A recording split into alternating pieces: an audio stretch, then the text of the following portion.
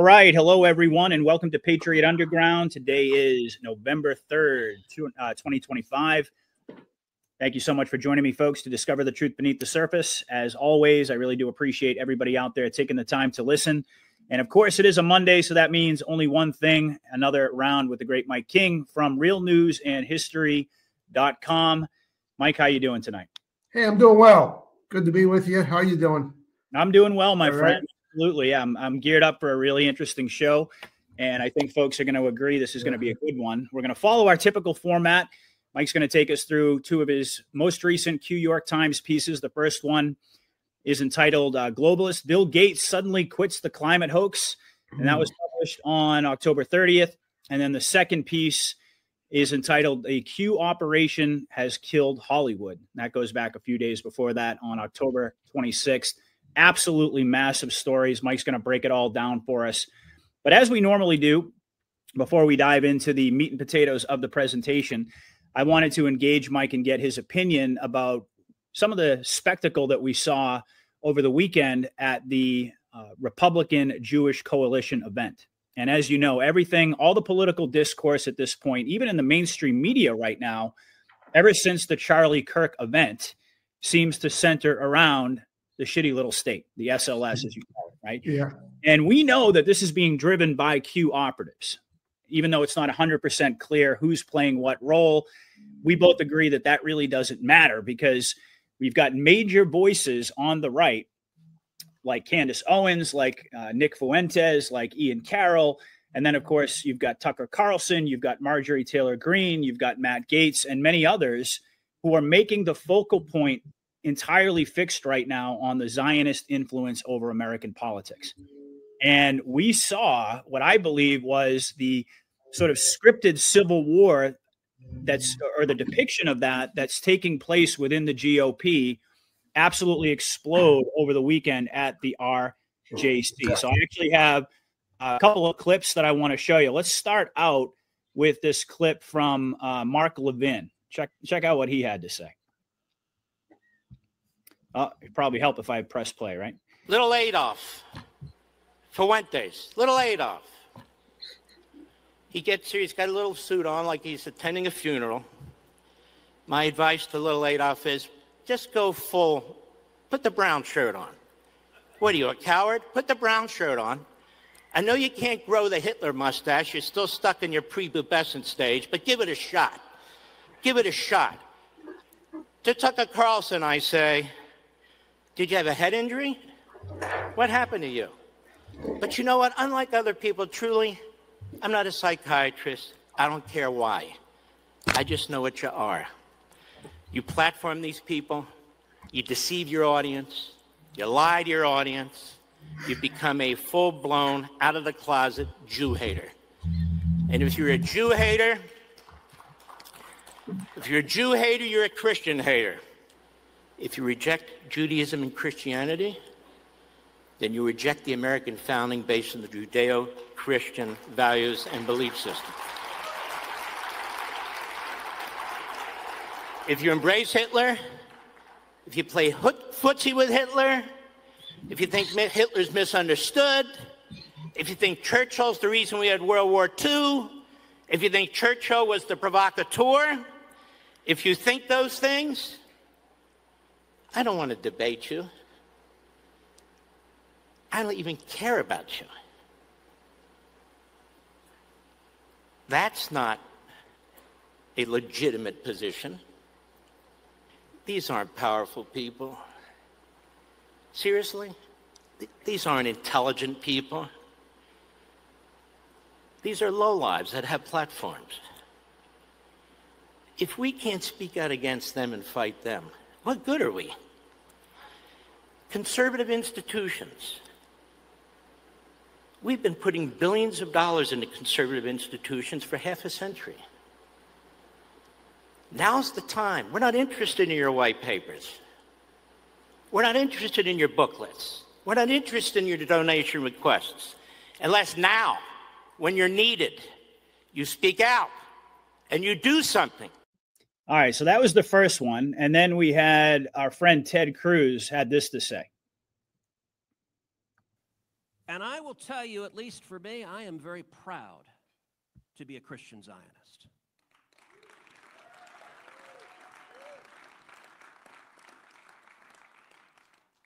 And there are some people who are embraced at the highest level of government who have said there's no one they hate more than Christian Zionists. Well, I'll tell you what, there's no one I hate more than communists and jihadists who want to murder us.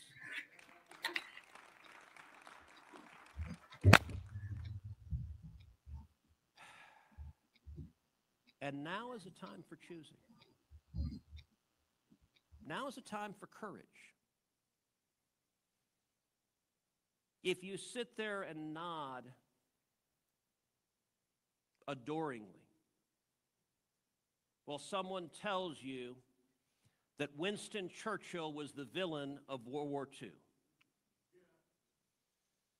if you sit there and nod while someone says there's a very good argument America should have intervened on behalf of Nazi Germany in World War II, if you sit there with someone who says Adolf Hitler was very, very cool, and that their mission is to combat and defeat global Jewry, and you say nothing, then you are a coward, and you are complicit in that evil.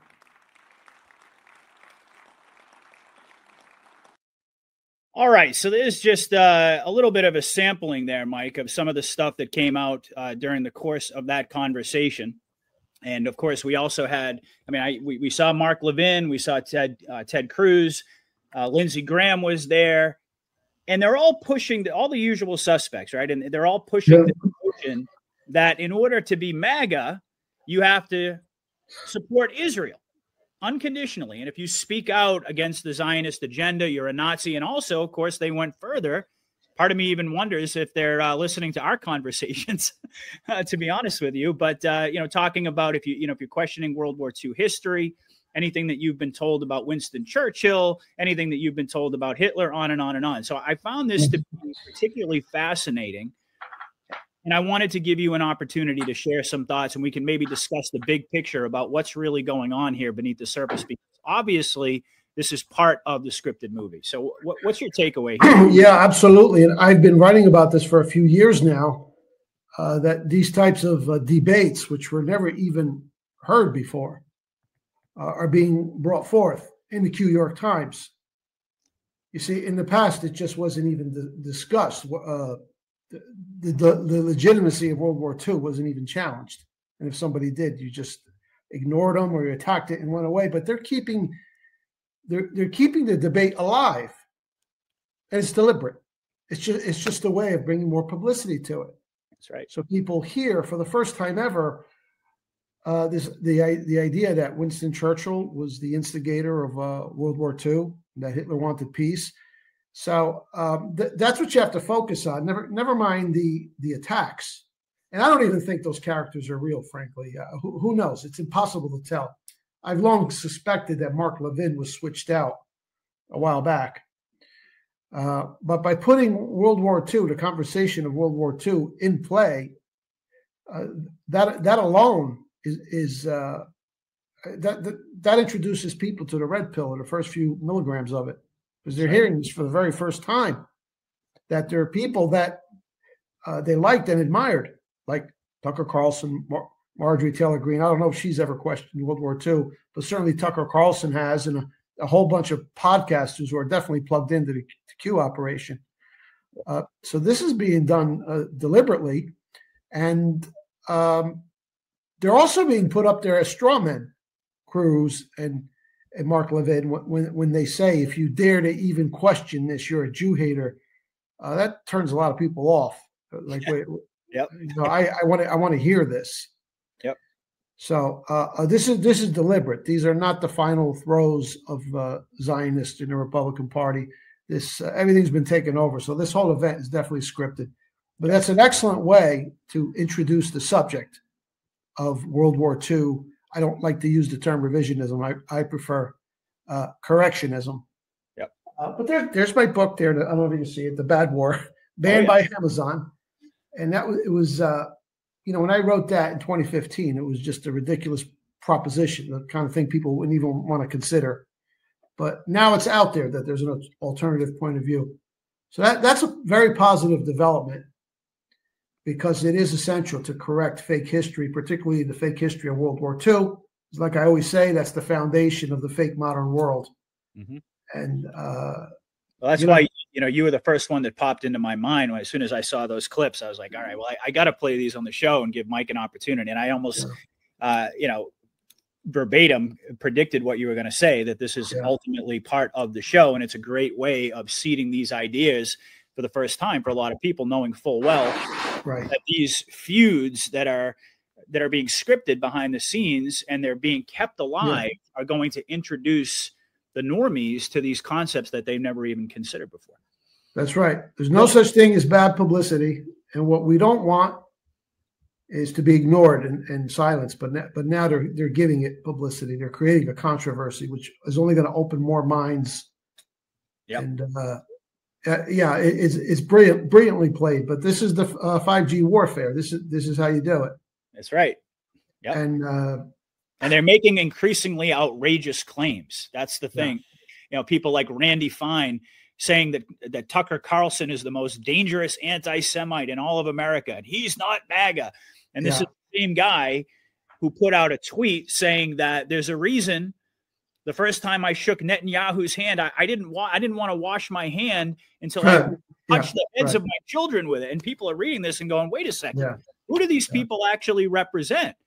And that's ultimately the primary argument of people like Marjorie Taylor Greene, Matt Gaetz, Nick Fuentes, Tucker Carlson. They're raising that central issue of like, who is really controlling American politics? Yeah. And what's so interesting to note for me is that the Israel question has also been the driving force to a certain degree on the left as well. I mean, you notice how you have the usual suspects on the left, these elite, rich billionaires, Jewish billionaires, who are always in support and funding multiculturalism, funding open borders, funding all of these things that are destructive to America, until suddenly a guy named Mamdani comes along who's a hater of Israel, and he's poised to win the mayor's race in New York City. And now they're all up in arms. They're all coming out against them. So we've talked about this a lot in different contexts, but this is a pincer attack that's working brilliantly, because it's as a means of exposing who these shills and who these hypocrites are. But also in the process, America is being shown who they're not allowed to criticize. Yeah. And who rules them. I mean, you remember the interview between Tucker and Ted Cruz, how Ted Cruz, every time he got cornered, he just tried to deflect it and turn it around and say, well, why are you so anti-Semitic? Why do you hate the Jews? Right. Yeah. And all Tucker is doing is he's raising these legitimate questions that everybody should be thinking about. And so I think that, after all the dust settles from this, from the ongoing exposure of Israel, and all of these shills are outed, one has to truly wonder what or whom is going to be left to divide the American people. And I think that folks are going to figure out, they're in the process, the very beginning process of figuring out that the Zionist mafia, the Khazarian mafia, headed up by the Israeli government in Israel and run by Mossad, and along with all of their blackmailed operatives and all of their collaborators, is the common enemy that we all share. And once this is widely accepted as the truth, at that point, the unity that Q often referred to, which is the objective of this operation, in my mind, it's going to be a natural byproduct of that.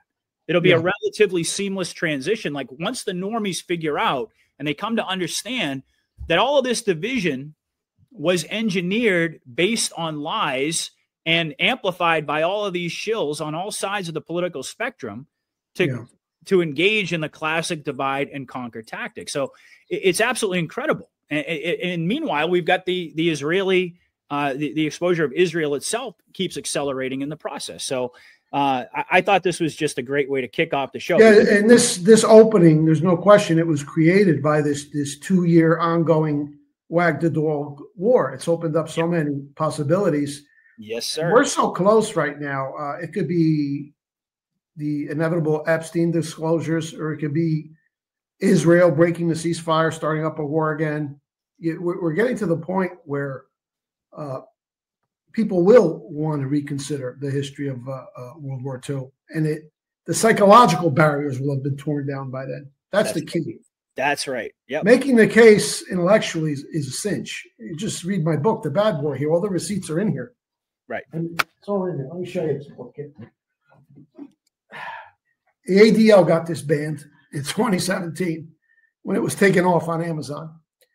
But everything is in here. But people weren't ready back then to read something like this. You had to really be a critical thinking, open-minded person. But with everything that's going on now, it's all psychological prep work to prepare people for these kinds of truths. And history is important. It's not like an event that happened so long ago, who cares? Because when you come to understand, as I explained in my series, I just completed episode 26, just finished World War II. That event, if you understand the truth of that event, then contemporary times come into such clearer focus. That's right. Yep. So that's why it's important. I'm very heartened and encouraged to see this controversy, this manufactured controversy, taking place. But I have thought for some time that Mark Levin was replaced. He's become too shrill. He's become a caricature of himself. It's too much of a straw man. And Ted Cruz the same way. Or perhaps Ted Cruz is playing the role, bringing the hatred on himself. There's many different ways that they play these characters. Right. But yeah, there is now no doubt in my mind, and I started writing about this a few years ago. I started getting an inkling. Is the Q operation playing with World War II truth? Just seeing bits and pieces. But now there's no question about it. But it's still a sensitive subject, and I think there's one post, a Q post, that said something about sensitive subject. Yep. We talked about that one. Yeah, right. It was actually one of the ones where they were branding. They had all of the headlines of QAnon as a Nazi cult. Yeah. Like and Q commented on it. I don't remember what drop it was, but we've shown it on the show before. Q commented on it. Sensitive subject ? Yeah. And it's important to mention too. It's interesting the timing when you wrote The Bad War. And you published it it was banned in 2017. I think you published it in 2015? I wrote and printed my own version in 2013. Then I had it professionally done at Amazon in 2015. Yeah. And then it just took off organically, because back then, Amazon, they would promote your work. If you could generate an initial batch of sales, there was like absolutely no censorship. But the ban came down in early 2017. Right. And I was just going to comment on that. It's interesting because that was right around not early 2017. It was late 2017, as we know, that Q started posting. Right. And you and I have also discussed in the past, well, why does Q seem to paint Hitler and the Nazis in a really negative light? Right. And you've explained that, yes, the astute amongst us, like yourself, of course, and others as well, would be able to see through that by comparing the Antifa flag to the communist flag in Germany. Right. They'd be able to see those types of connections there and maybe ask some questions and say, wait a second, wasn't this guy fighting basically the same enemy as we seem to be fighting now? Yeah. But that being said, at that point in time in 2017, you could even argue 2018, around that period, talking about World War II, any kind of deviation from the mainstream narrative of like Hitler is the bad guy. And, all of these questions about who really started the war. Did Hitler want peace? Did Churchill really instigate it? Did the Holocaust actually even happen? All of these things were just way too controversial, and people weren't ready for it. And it would have had an absolutely counterproductive effect on the movement, because at that period in time, they needed to gather as many anons and get as many people on board and not turn people off too soon, too quickly.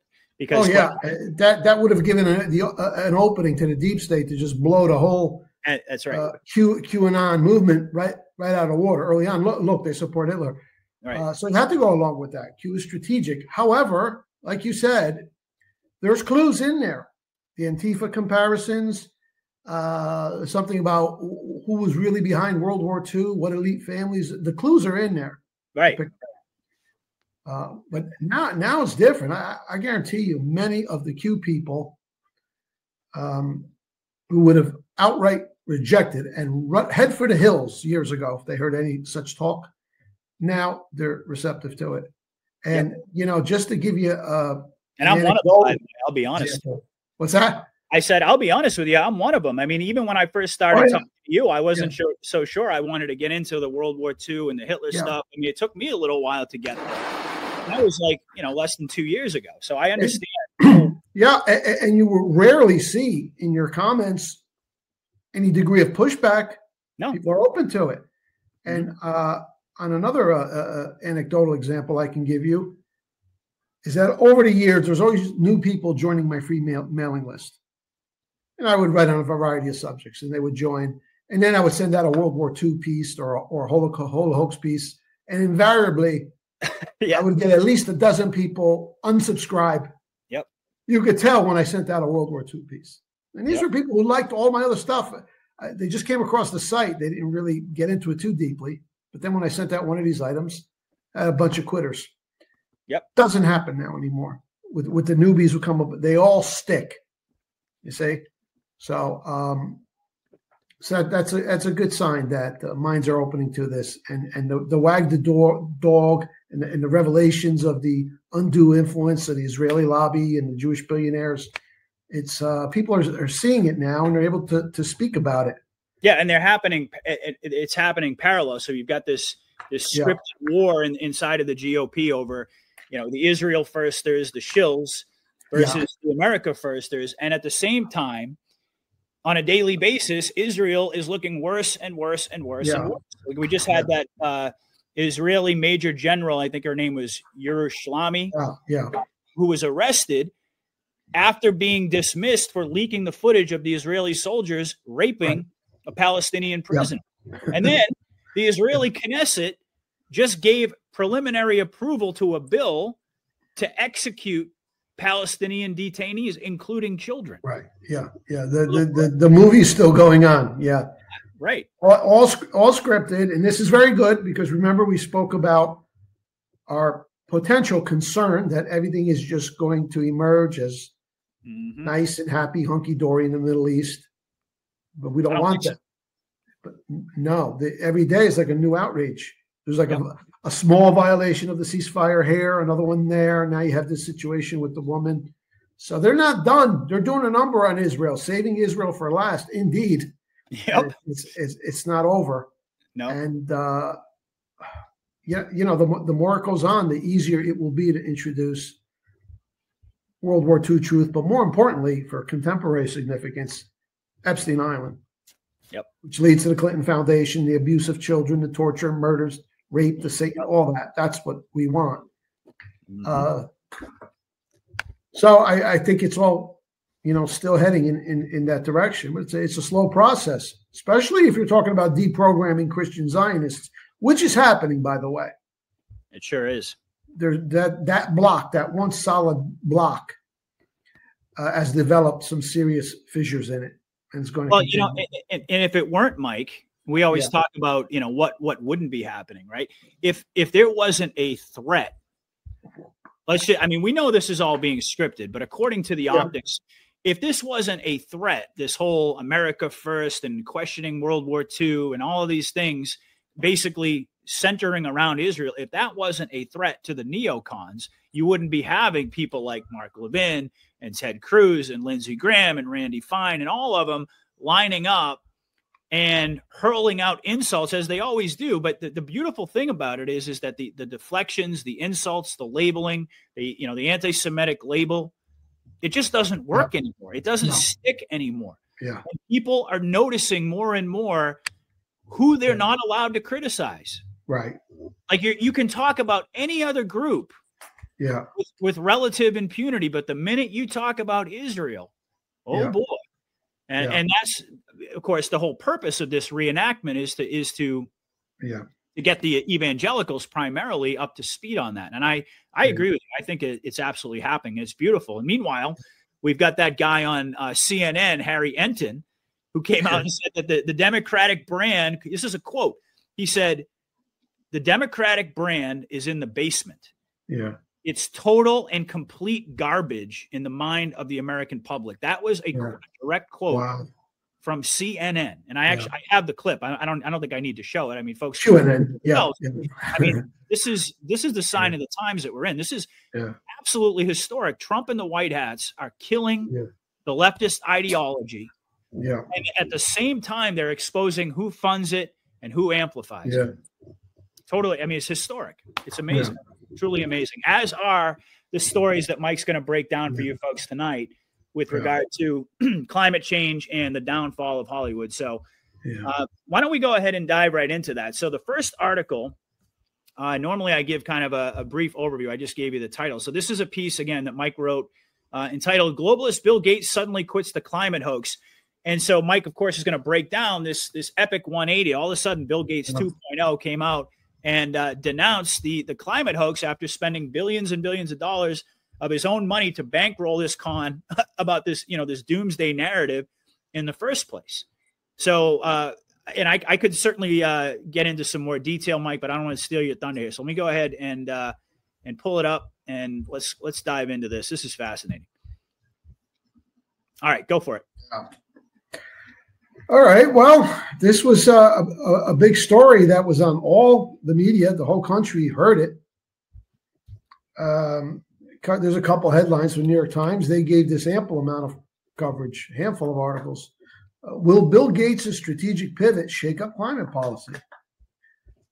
Bill Gates says climate change will not lead to humanity's demise. And you have to understand, as far as like top level global warmist, alarmist con artists, this is as high as it gets. This is right up there with Al Gore. And he just pulled the rug out on the whole global warming fraud, as nobody else could do. I don't care how many distinguished scientists you trot out, how many facts you present. It doesn't penetrate the normie mind. Okay, they've been conditioned to worship these people as some sort of saint. So just the fact that you can now say, Bill Gates says it's not a big problem. That's it. It's over. Can't argue with Bill Gates. One of the richest men in the world, one of the most brilliant men in the world. Elon Musk is another one who's flip-flopped on the climate change hoax. Now look at the subline there, the subheadline. The Microsoft co-founder warned against climate alarmism and appears to have shifted some of his views. So this was, as planned. It was greatly amplified by the New York Times, the paper of record, and all of the other media, all the nightly news, all the newspapers. So just on the basis of this, it's over. It's been over.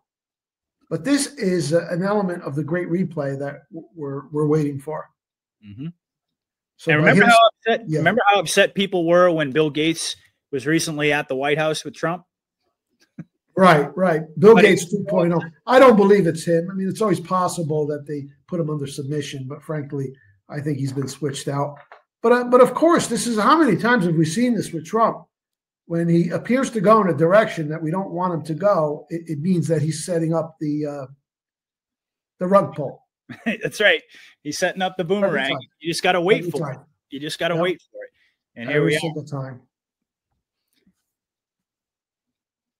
So how much of a global warmist fanatic was he? Well, I wouldn't even call him a fanatic because he obviously doesn't believe in it. But he put millions of his own money, his ill-gotten money, into promoting this hoax, plus his name and his speeches and articles. He even wrote a book, How to Avoid a Climate Disaster, the solutions we have and the breakthroughs we need. Or the solutions would have entailed not just severe economic hardship for the people of the world, both the developed world and the world that wants to develop, but is told, no, you got to go solar. Imagine telling poor countries in Africa or in Haiti, oh no oil, you got to go solar. So this agenda was horrific. If fully implemented, would have led to mass death, destruction, increase in poverty, but mainly, most importantly, one world government by the back door. That's right. That you wouldn't even really see. So, and how long has he been at this game? 30 years, maybe. So this is something here that, even a normie has got to scratch his head and say what happened. But they'll just take it as Well, he's a big man. He analyzed the data, and good for him. He was man enough to change his position. That's got enormous impact. And just imagine how deflated and demoralized the green cult is now. Mm-hmm. What can they say? You talk about a black pill. I mean, wow. Yeah. I mean, this is the guy who literally, and by the way, Mike, I don't know if you had heard this. When Bill Gates put out this article, it was on his blog, his personal blog, and it just so happened to be 17 pages. Just going to throw that out there. Right? So it was a 17-page memo, right? And he essentially he concluded that climate change is not going to lead to humanity's demise, and that we should redirect our efforts toward improving the lives of people in these developing nations. By the way, the same developing nations, like, places in Africa where he targeted them with eugenics bioweapons that he funded, that we commonly refer to as vaccines. Yeah. So obviously there's going to be more development on that front. Once the narrative in the movie progresses, we're going to see more. But it's absolutely astounding. I mean, you think about the way that climate change was basically a religion for people. And I know you're going to get into the history of it tonight. Mike's going to go a lot deeper. But this is a development, folks, that you really can't overstate how important this is. No, you can't. This is enormous. This is like George Soros coming out in favor of national independence and sovereignty. It's just right. Yeah. Or as you likened it, like it was like it would be like the Pope coming out against Jesus or something. Or the Pope denouncing Christ. It just doesn't make sense unless you understand it in the context of the Q operation. Right. Yep. So absolutely incredible. And as you pointed out, I mean, that was the biggest threat of it all, was this was going to be their primary vehicle to get us into the New World Order, one world government. This is the way they're going to do it. So, And here's one of my favorite analogies to chess: the removal of a black piece off of the board. And whereas in conventional chess, you just remove the piece from the board and you gain positioning and you weaken your adversary, this is even better, because in Q chess or Quest, you get to remove a black piece, paint it white, and put it back on the board in your service. So that's Bill Gates there. He's been the black hat has been removed, but they kept him and they kept his persona and his money through Executive Order 13818, I'm sure, and put him back on the board. So it's an enormous transformational twofer. And we've seen this. How many times have we seen this? Elon Musk, Greta Thunberg now. She quit the global warming hoax. She's a full-time anti-Israel activist now. Yep. Cenk Uygur, Bill Maher. It's a very long list. All of these radical lefties who suddenly either moderating or just switching right of center altogether. And, it's debatable which ones are 2.0 and which ones have been made an offer they can't refuse. Right. Either way, it doesn't really matter. It serves a purpose. So that's what's going on here, and this is the latest example. Yep. We talked about Greta Thunberg not too long ago, being in the twofer context to use that metaphor there. But and also it occurs to me she's one of the examples of what I talked about, how the White Hats are using Israel to divide the left, because when she first came out, it was all about climate change. I mean, that was universally celebrated on the left, but then they turned her into a more divisive figure by having her come out and be a Palestinian activist, right, and then divide the left. So it's like that's right. It's happening on the left and the right, that pincer. Right. Yeah, absolutely. All right. And as expected, Donald Trump wasted no time in making hay with this surprising transformation. There's the tweet, or the truth. I just won the war on the climate change hoax. Now that's interesting, because he referred to climate change as a hoax in a tweet in 2012. And then when he became candidate, Trump kind of softened up on it. Even when he was president, he stayed away from that word hoax. Yep. All right. He's president of the whole country. Public's not ready to hear that kind of harsh language. Not when you have people of the stature of Bill Gates and Elon Musk saying that it's an existential threat, right? So he backed off. But now he's back. He's unchained. So this is indicative of the level of total victory. Yep. He's saying again, as president, I just won the war on a climate change hoax. That's key to use that word. Mm-hmm. Because that's different from, a misinterpretation of data or sloppy science. No, hoax means a scam. Yep. Bill Gates has finally admitted that he was completely wrong, all caps, on the issue. It took courage to do so, and for that we are all grateful. Yeah. So gotta love it. Yeah. Yep. And even though, as you pointed out, when he became President Trump, he didn't use the same words like hoax to describe it, but obviously he took necessary steps to kill the Paris Accords. I mean, basically he did everything from an executive standpoint to steer us clear of that path. Right. But he toned down the language at the same time because he knew ultimately where this was. Yeah, of course he knew. Yeah. And when he says something, he knows he's going to be proven right in the future. It's like the Sun Tzu proverb. Every war or every battle is won before it's actually fought. Yep. So when he says climate change is a hoax, he knew this day was coming. Similarly, the election steal of 2020, the comments he made about 9/11 bombs in the building on September 12th. I mean, he's going to want to be proven right on all of this. Oh, yeah. But this is probably, I would say this is the first element or the biggest element of what I call the great replay. Yep. In a sense. Okay. Mm-hmm. Maybe not. I mean, we're waiting for the arrests and all that, but for the climate change hoax to be inverted like this all of a sudden, it's just an enormous achievement. And I'm gonna explain why when you see not only how deeply entrenched this was and how much energy and time and money and propaganda was put into it for so long, but the dangers which it posed, which I don't think too many people fully understand. They just thought, okay, they're going to use it to raise taxes. It's more than that. Oh yeah, yep. Okay, let me go to the next slide here.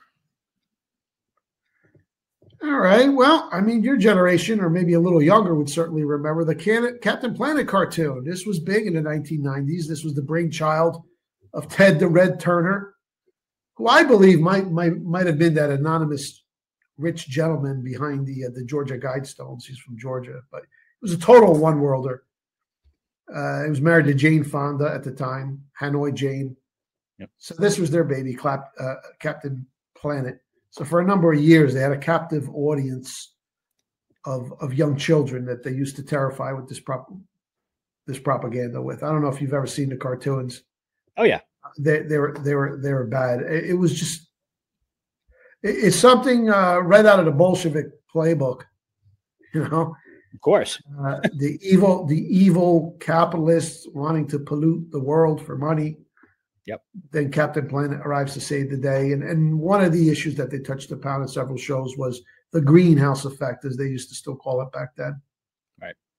But there's that enormous impact. I mean, the children who watch this are influenced by it. And those who are later inclined to go into the sciences have this predisposition from a cartoon like this. So they went after the children hard. It's harder to get to the older generations. But they're very patient and long-term planners. It was about this time that they were really getting into the schools, not just the high schools, but the grade schools, and then you had the cartoons.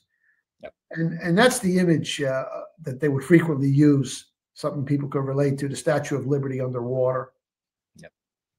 Because supposedly CO2 would heat the atmosphere and melt the Greenland ice cap and the Antarctic ice cap. Scary stuff. And actually, I remember getting a small dose of this in high school. That's how far back this goes. Oh yeah. I did too. And it's even worse nowadays. I mean, they're still pushing this stuff. Who knows to what extent it's actually going on across the country? But one has to assume that with all of the funding being stripped away, and now, of course, the grand priest himself, Bill Gates, coming out and saying, let's just kind of drop it. I going to take a lot of the steam out of what's left in it, but it definitely was super entrenched. I got a dose of it in high school. And I certainly know that over the past, let's just say 15, 20 years, it's only gotten more aggressive to the point where, 9 out of 10 kids is completely brainwashed, maybe even 10 out of 10 when they get out of even, middle school with this idea about climate change and global warming and all this stuff. It ran deep. Yeah. And that's why this was so important. And I also think it's worth underscoring the point, which is the tactic of the deep state to always go after the younger generations because they're much more malleable, they're much more impressionable. And once you get that idea planted in the mind, it's just for the same reason why it's harder to reach adults. Why do they not target the adults? They're a tougher crowd because their minds aren't as malleable. They're not as impressionable anymore. Yeah, of course. Yep. And look at him with the one world on his chest. Okay, so that was also and then they had one kid of every conceivable race. They were the Planeteers. So it was yeah, absolutely. Yeah. All right, let's go to the next one.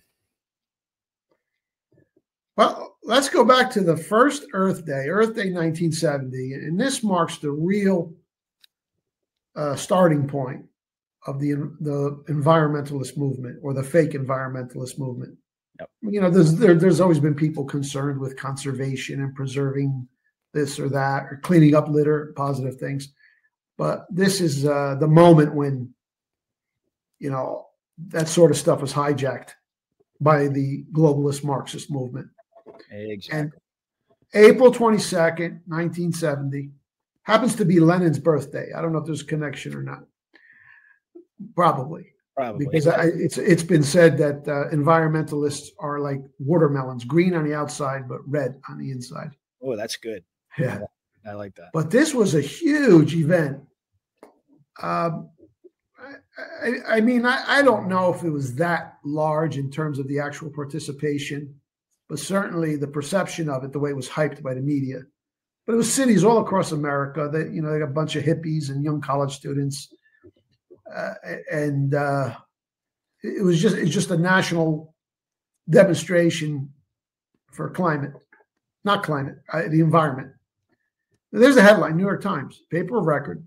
Look how huge that is, the whole front page. Millions join Earth Day observances across the nation. Let's go to the next panel here. New York Daily News, Earth Day. So it was big in New York City, of course, with all the commies in New York City. Oh, yeah. But they made a really, really big deal out of this. And, who knew back then that this was an agenda? I don't even think many conservatives suspected something like this. But this was such a long-term scheme. Yep. It goes back to what you were just talking about, how the long-term planning. They knew they weren't going to be able to implement this right away. This was just setting the stage for it, planting the seed, like they always do, Mike. They hijack, like you use that word hijack. It's spot on. They hijack the genuine concerns of people, the legitimate, genuine concerns that people have, and they appeal to their sensibilities. They appeal to their sense of decency, knowing full well that they have a totally tyrannical dystopian plan in mind at the end game, but they use that to enable themselves to get their foot in the door. Yeah. It's the same pattern. They always do it. Yeah. So, yeah, the same thing. But back in 1970, I mean, they were probably assuming that they weren't going to really be able to go operational with all this stuff until probably. I mean, it was just the beginning. Years later. It's just the beginning. But what this immense fake grassroots pressure did, the media combined with the Democrats in Congress, they were able to maneuver Richard Nixon into signing the EPA into law as a government department. And it was very small and limited in its functions back then. But as these things go, they grow them later on.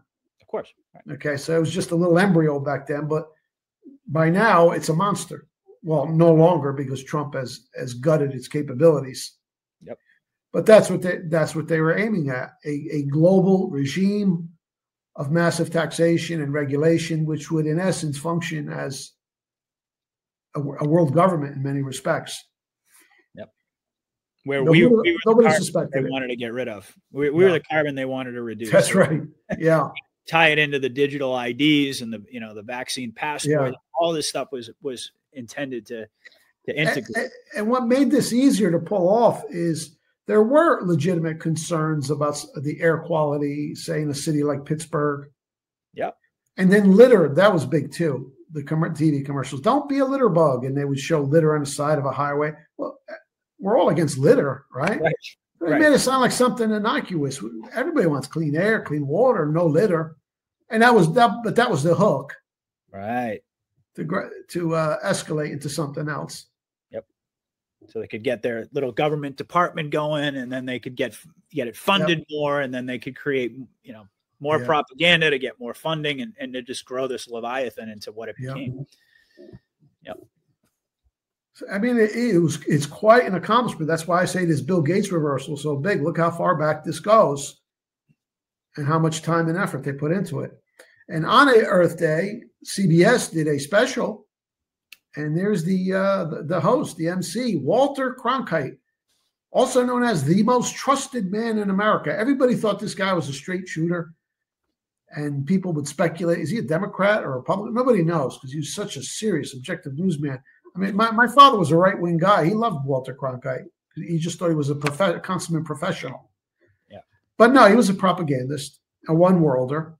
Yep. And you don't have to take my word for it, because after he retired, long after he retired, he received an award, a global governance award from the World Federalist Society. And he gave a speech, and he openly said, I can say this now, but we need a world government if we're going to deal with the problems of humanity. She said, admitted one worlder globalist. And he did the event, the big TV event. And on the right there's a cover of Time magazine. Be worried, be very worried. They put so many scare covers out over the years. Mm-hmm. And that's always one of their pet symbols there of the global warming hoax, the mascot. Yeah. The polar bear stranded. Yep. Because the ice is melting and these poor polar bears have nowhere to go. And sometimes you'll see an image of a polar bear stranded on a piece of ice or swimming in a body of water with no land anywhere in sight. You think he's being killed by the ice melt. A polar bear, a grown polar bear, could swim like 800 miles in one shot. They don't tell you. Little details. Even the cubs could swim a couple hundred miles. They got so much blunder, they're essentially buoyant. So they could just swim and swim forever. Mm-hmm. But they would show these images of a polar bear in the middle of nowhere just to touch people's emotions. Yep. The polar bears are doing just fine. Yeah. And by the way, they would never put anybody objective. They would never put a straight shooting objective individual as the anchor of CBS News. I mean, we all know that. Oh no. This was but that was the whole game, to make them appear that way. CBS News for 50 years, the majority owner, the controller, was William Paloff. Right. And who, you recall, during World War II, both him and David Sarnoff of NBC, they went over to Europe and served in psychological operations. Yep, we did a whole piece on that. Isn't that something? Okay, so they're doing psyops on the European people. Germany bad, America good, and all of the manipulation. And then they come here. We're supposed to believe they don't continue that practice. They're doing it on us. They're experts in it. Yep, absolutely. And I sent you a clip. Oh, we're going to pull that clip up? Yeah. Let's have a look at Walter on Earth Day 1970. This is the beginning of the scare. This is a 3-minute clip. All right. It's really insulting to the intelligence, but it's almost comical. But let me bring it up on screen, and then I'll make it large so everybody can see it. All right, so we got that, and let me just make it bigger. All right, here we go. This planet is threatened with destruction and we who live in it with death. The heavens reek, the waters below are foul, children die in infancy, and we and the world, which is our home, live on the brink of nuclear annihilation. We are in a crisis of survival. This is a CBS News special, Earth Day, a question of survival, with CBS News correspondent Walter Cronkite. Good evening.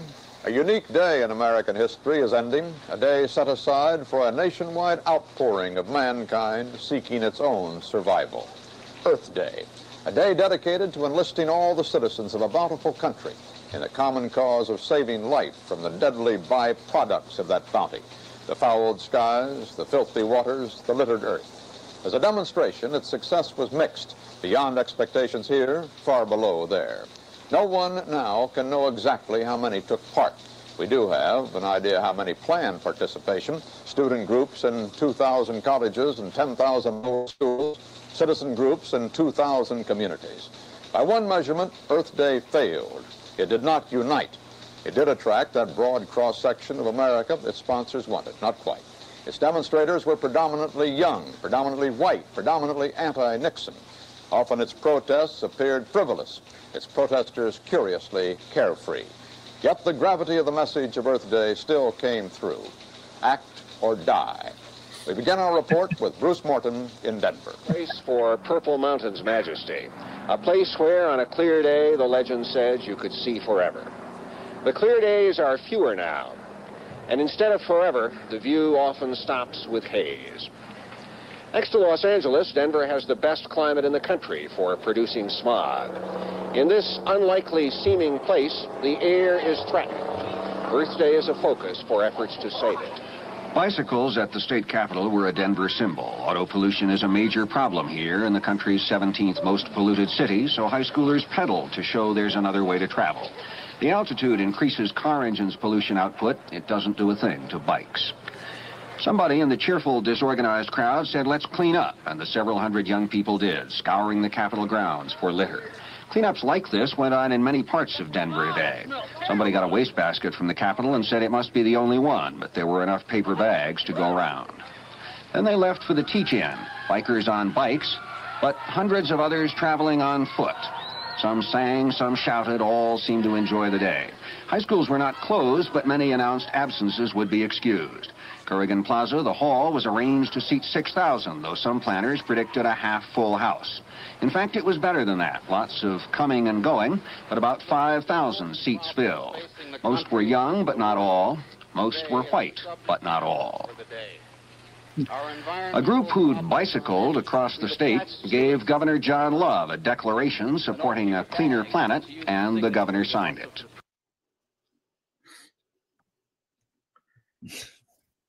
These libtards are all grown up now, and they're marching in the No Kings protest. I was going to say, not much has changed, right? I mean, you could kind of see the infancy of what it grew into back. I mean, it seemed like it was just this,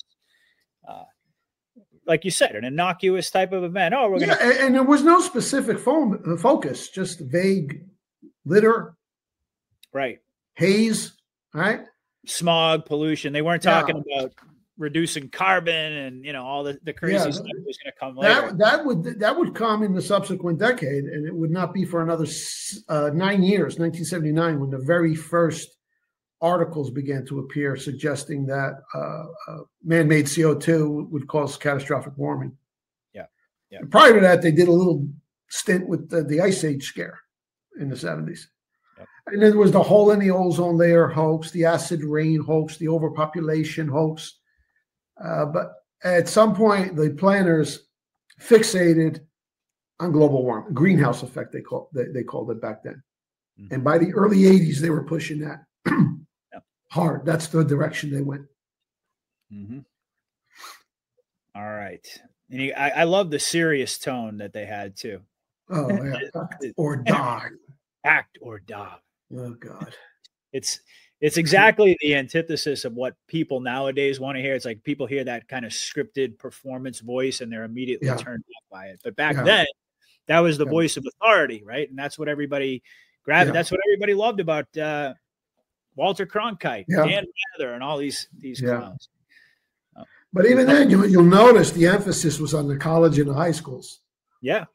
Yeah. So they knew that these people had some growing up to do, and they had more generations to brainwash with this stuff before they can get to a more advanced level, culminating with the Paris climate scam. That was actually the culmination of the hoax. That was the death blow, or would have been. Yep. And by 2007, the main spokesman of what by now was known as global warming, and then later on they changed the climate change, because they couldn't explain how year to year there might be some fluctuations. So some years temps are a little cooler, some years warmer. So they came up with the catch-all phrase: climate change. You can't go wrong with that one. No, too hot, climate change. Too cold, climate change. Too dry, climate change. Too much rain, climate change. No matter what. And if it's just like normal, expected temperatures and climate, they'll say, well, don't confuse weather with climate. Just wait a little bit longer. Right. Yeah. Absurd. And even the head of the Weather Channel came out. You remember that? He came out. That's right. Coleman, John Coleman. Yeah. Said it was a hoax. Yeah. 2007, this is approaching now the apex of the scam. They've been hammering it for so long, and they've gotten to so many, almost 2 generations now. In 2007, Al Gore won an Oscar and a Nobel Peace Prize in the same year for his book, which was later made into a movie. What was it? Inconvenient Truth, or Earth in the Balance, one of those. Yeah, it was Inconvenient Truth. Inconvenient Truth. And there he is with Leonardo DiCaprio presenting him the award. And this was also peak Hollywood. This is peak Hollywood, peak global warming. Obama is a candidate. I already knew in 2007. Keep an eye on this guy. They're grooming him. Boy, these were dark days, let me tell you, where it just seemed invincible, unassailable, the edifice of the New World Order. Yep. You can see stuff like this in your face, nothing you can do about it. And there he is in the bottom collecting a cool $1 million for his Nobel Peace Prize. Yep. So it was a long time. So now we're what? We're 37 years after the original Earth Day. And look what we've come to. And during this period, they would have these periodic international conferences, these big shindigs. There was one in Rio, there was one in Copenhagen. And they would always come out with like targets and agreements, but never anything with actual teeth. It was hard. It was very hard to do politically. But they were making incremental progress. Paris was different. Okay, because that would have committed all of the countries to achieving certain net zero emission guidelines. And if you don't achieve it, you can just throttle any industry you want with increased taxes and the carbon credits. Now that was tied into the whole ESG thing that we talked about, right? Yeah, that is another element. Another subversive movement killed by Trump and the Q operation. Yeah. Oh, and there's another case. Larry Fink came out against ESG all of a sudden. I'd forgotten about that. Remember that one? Another flip flop. So everything, they haven't missed a trick. Oh yeah. The Q operation. Nope, They're going after every single cancer cell. Yep. Okay. They got the ESG. They got the Hollywood. They got the global warming hoax. But at this moment in time, and for good reason, it really seemed unstoppable. Right. And notice how Hollywood was tied into this whole thing. Right. And Hollywood was still big at this time. People still followed the stars, to use Q terminology. Yep. Okay. Everybody wanted to be cool. Yep. All of the actors and the performers are saying this is the in thing now. Yep. Absolutely. This was, and all of these different things, like I mentioned earlier, were all supposed to be integrated. That's the thing, is like all these different tentacles were going to be part of that Leviathan that was going to strangle humanity. Yeah. People didn't realize it at the time. Yeah. But yeah, I mean, these were dark days from like 9/11. I would say from 9/11 all the way up to when Trump came down that escalator. The escalator, right? Correct. I mean, really, it was a long, dark period. Now along comes Trump. You have the escalator ride and the stunning, incredible, unbelievable victory over Hillary Clinton, which I had no idea how to assess how that happened at the time. Yeah, it's only when the operation started to become clear we understood enough voter fraud was blocked. So there's another element that's being removed. Mm-hmm. But during that interim period between the election of 2016 and Trump's inauguration in January 2017, you'll recall he was holding court at the Trump Tower in New York. He's meeting with all these people. Yep. And he met, Al Gore requested a visit, and Trump met with Al Gore, Mr. Climate Change. And he emerged from the meeting, he was very positive and upbeat. He was surprised Trump was open-minded. There's the headline, Al Gore meets Donald Trump for an extremely interesting conversation. Former Vice President Al Gore met with President-elect Donald Trump for what he described as an extremely interesting conversation at Trump Tower on Monday. So Trump led this clown to believe that he was open to hearing suggestions and ideas on the issue, and maybe we'll work something out. And Gore was like praising him. Mm-hmm. He played him. Yep, the dumbass. He played him. Same because way again, at that time, you can't have Trump saying, "Oh, Al Gore wanted to meet me with this climate change bullshit. I told him to get lost." No, that wouldn't have worked. Now we could talk like that. Yeah, okay? yeah. Yep. The same way he played Dianne Feinstein and all the. That's right, Bibi Netanyahu. I keep trying to explain to people. Mm-hmm. It tells you right in the Q post. How do you capture a very dangerous animal? You can't come after these people with frontal attacks. No, they still had all the power by that. Exactly. Yep. I mean, even the White House took office. Yeah. Yeah, they were making moves behind the scenes, I think, pretty early on. You might even suggest we always go back to 2012, 2013 when they started to really go operational with Q. But nevertheless, the deep state power structure was still intact. It was. That's right. What the military had is they had a plan, and they were beginning the process of surrounding every element of the whole new world order. That's like what Sun Tzu says, the battle is won before it's fought. Right. But the attack had not been launched, and it was a gradual attack. It was all mapped out, but this was still peak deep state. Yep. Okay. Mm-hmm. And here's Gore. Here's a quote. I had a lengthy, very productive session with the president-elect. It was a sincere search for areas of common ground.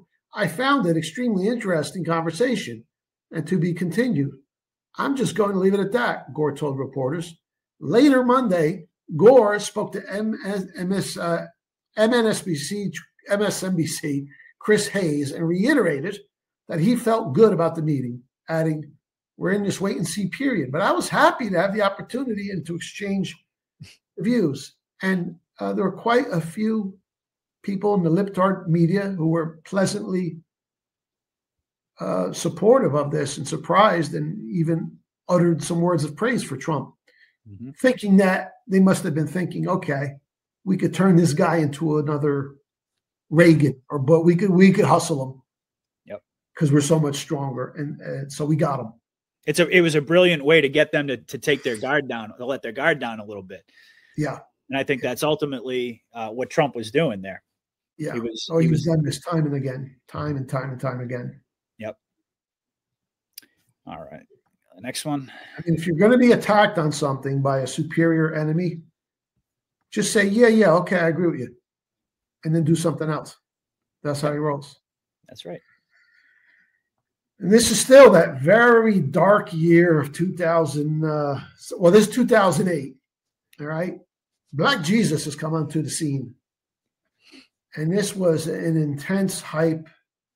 I don't know what you could compare it to. I never seen anything like it. They took this bum.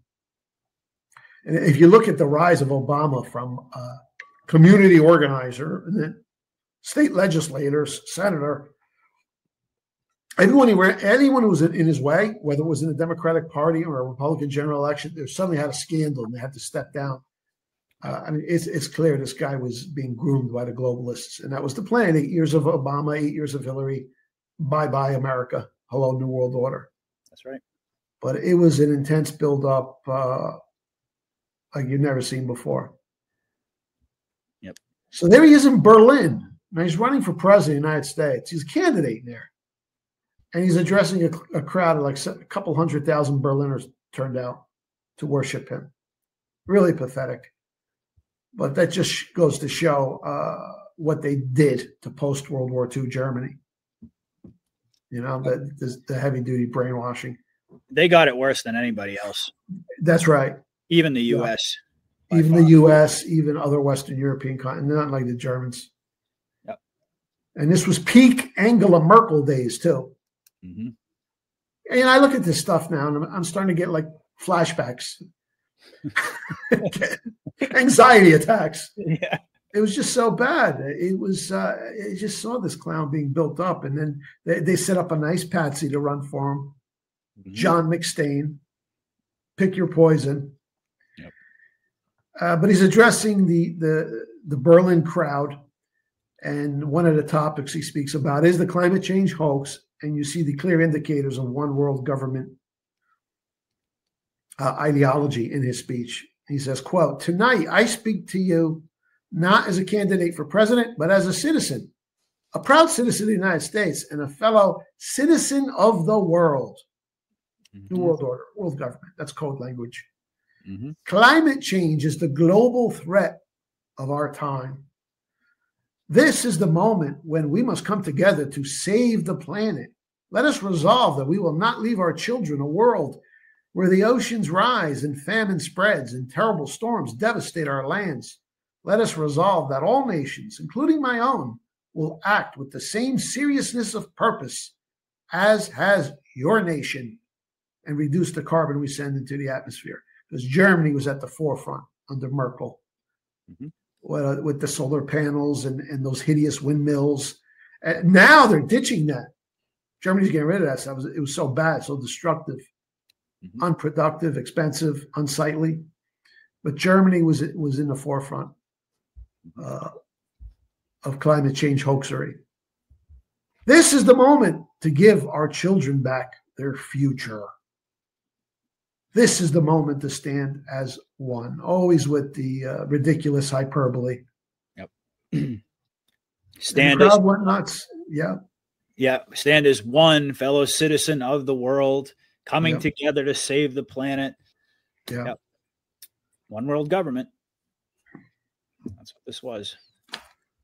Now, in a very rare moment of candor during an interview with the San Francisco Chronicle, you've probably seen this. This made the rounds of conservative circles. It's on YouTube. Oh, yeah. Yep. He says right there in the meeting, he's talking about the cap and trade scheme, mm-hmm. which means, okay, you've put out enough carbon, no more manufacturing for you unless you trade for carbon credits. And then they were going to set up the Chicago Carbon Credit Exchange, make money on the buying and selling of carbon credits. Enormous financial scam. And, you know, they were going to make trillions from that. Oh, yeah. Can you imagine selling carbon credits? Yep. And Al Gore was, you know, he was neck deep in all that stuff. He was heavily invested all in his green technology. So a lot of money made on this scam. And that's that. But still, even that is a secondary motive. The primary motive is to put in place a global regime by which the United Nations could just dictate to any country, any industry, and even down to individual businesses and on the consumer level. Yep. Right? Smart meters, special devices on your car. You're emitting too much CO2, pay up. Okay? Yep. So that's your world government by the back door. Yep. And it was going to be tied into the whole realize it. Yep. Yeah, it was going to be tied into the digital ID, the social credit, all of that stuff was going to come together. Yep. So I mean, cap and trade. Wow. And he said, this is Obongo speaking, under my plan of a cap and trade system, electricity rates would necessarily skyrocket because I'm capping greenhouse gases, coal power plants, natural gas, you name it. Whatever the plants were, whatever the industry was, they would have to retrofit their operations that will cost money, and they will pass that money on to the consumers. Now, he would never say this publicly on a campaign trail, of course. No. It's just like a comfortable conversation among fellow libtards at the San Francisco Chronicle. And that's what he said, and that's absolutely the case. I'm telling you, by now, gasoline would be $10 a gallon at least. The cost to heat your home, whether it's electricity and oil, would be prohibitive. Yep. And it would just diminish the standard of living. But people really wouldn't sense where it's coming from. Yep. They would blame the taxes on the government. They would blame the energy costs on the greedy electric companies. So it's world government, but by the back door, where you're entrapped, but you don't quite realize it. Much like COVID. COVID was run out of the UN. Those were all UN mandates. We got a taste of one world government during those lockdowns. Let me tell you. And that was the last hurrah. But that's what they're capable of doing it. Yeah. Some people even think that was the scare necessary event. Who knows? But one thing we do know is that this was designed to absolutely kill all industry, which is basically what fuels sovereignty. It was to get rid of national sovereignty, completely destroy the economy. Yeah. And then to couple that with these pandemics. Yeah. And that's it. That was game over at that point. I mean, once they had that in place. And don't forget the cherry on the top, World War III. Well, yeah, right. They had we're talking Four Horsemen stuff. This is Georgia Guidestone shit right here. That's what they had. That's what they had in store for us. Yeah. No exaggeration there. To completely impoverish the West. Yeah. That was the idea. Yeah. And there's my book, Climate Boogeyman. I did a whole book on this. I think it was 2016. Again, from a total black pill perspective. Mm-hmm. Subtitled The Criminal Insanity of the Global Warming Climate Change Hoax. And that's available at my Amazon page, which is Mike King or Mike S. King. It's also part of the $29 PDF package where you get 34 books and booklets that I wrote.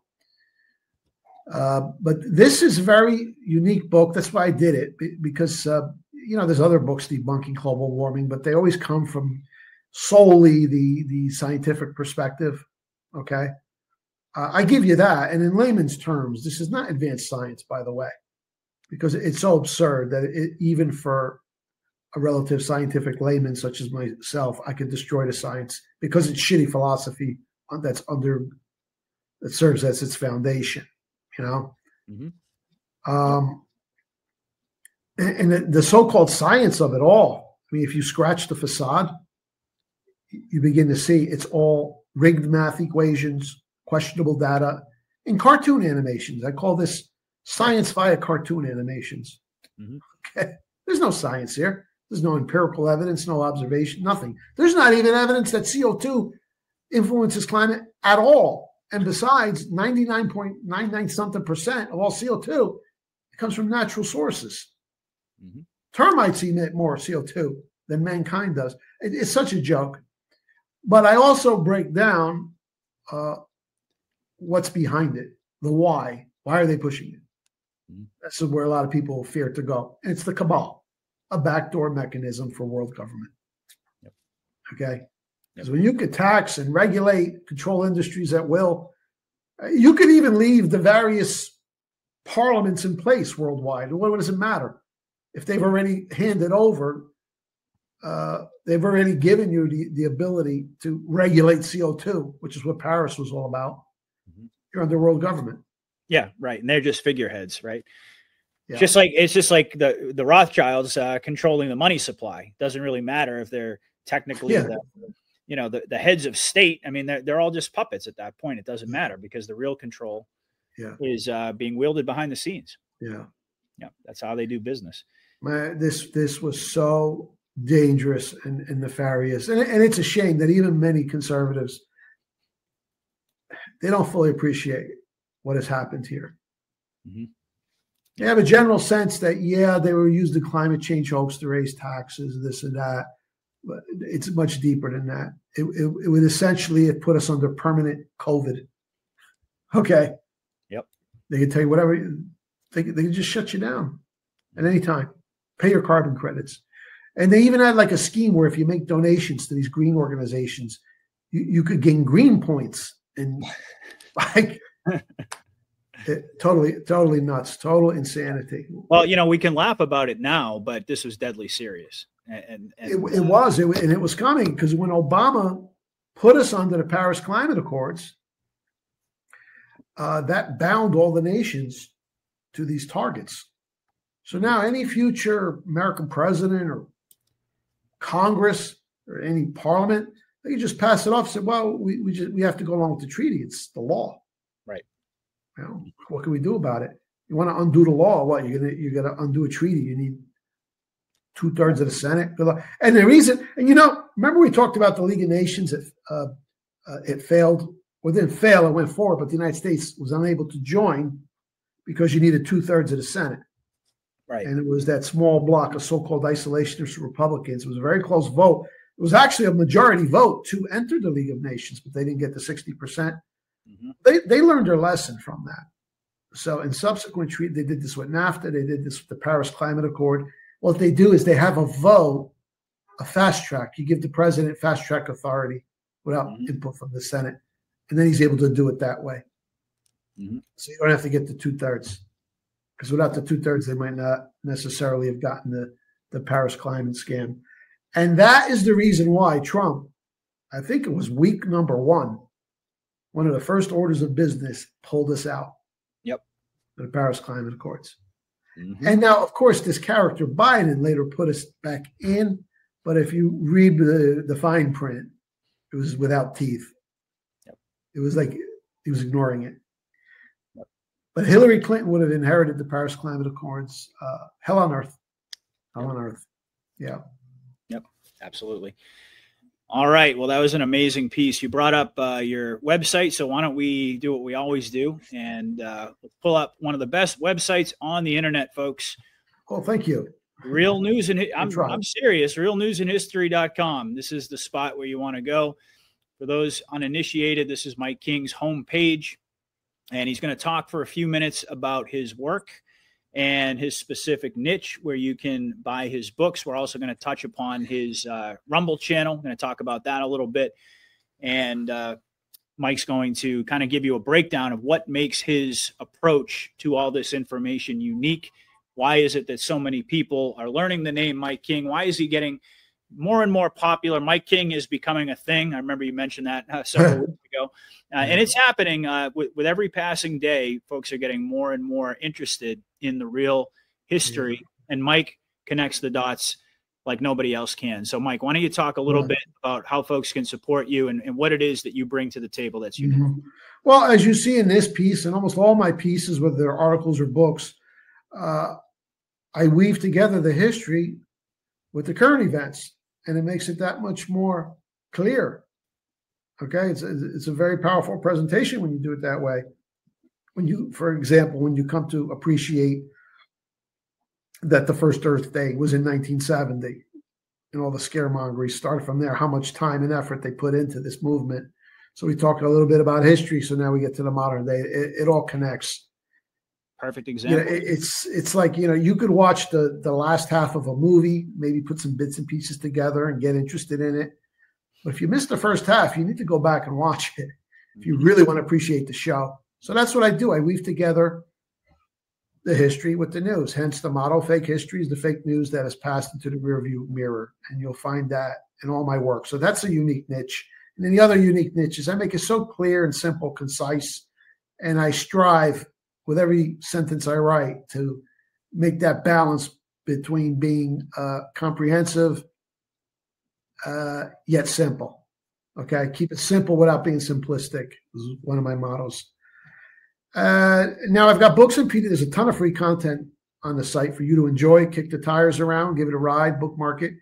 But you want to make your way through all of these books, all of these history books. Everything. World War I is covered, World War II, basically everything you need to know about the last 250 years.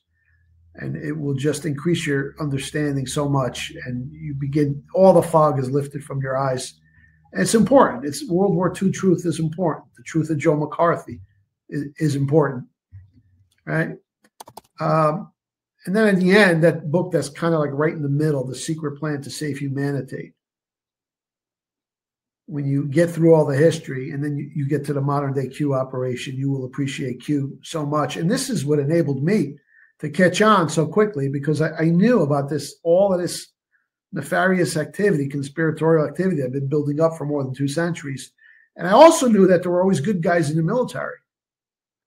So you put those two together, it puts it in its proper focus. So yeah, have a look at the books. The Amazon page is Mike King or Mike S. King. You won't get the Bad War, the World War II books on Amazon. It's too controversial, but you can still also order through the website. Those are physical books. If you want a more economical $29 package, you get all 34 books and booklets in PDF format. That's Mike King University offer, $29. And if you just if you have all this stuff already and you've supported me in the past, please continue to support my work.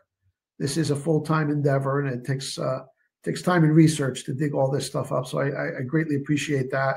And the other way you can support my work is through my Rumble channel, which we're very close. I'm closing in on 19.9 thousand followers. Nice. So hopefully by next week we'll have 20,000. So everybody watching this video right now, if you're not following me on Rumble, just gotta find the channel and please hit the follow button. The more followers I get, the more credibility it gives the website channel as well. And I'm easy to find. Just go to search engine, put in Mike King, and it'll come up. Mike King, realnewsandhistory.com. But just Mike King should bring it up. And if you're not a member of Rumble, join Rumble. It's free. It only takes a minute. This way you could follow me, make comments, hit the thumbs up button. But these videos are becoming quite popular, and people love them because it's essentially about the same stuff that I write about, but some people don't like to read. They like the videos. Some people don't like videos. They like to read. So now I'm giving people both. Yeah. So please help me get over 20,000. I'm asking everyone in this audience, if you're watching, evidently you must like what I have to say each week. Why the hell aren't you following me? So please follow, just click the follow button. Click it. And, click it. That's it. And hit the like button too, by the way, on the videos, because that helps boost up the algorithm, and it gets it out to more people.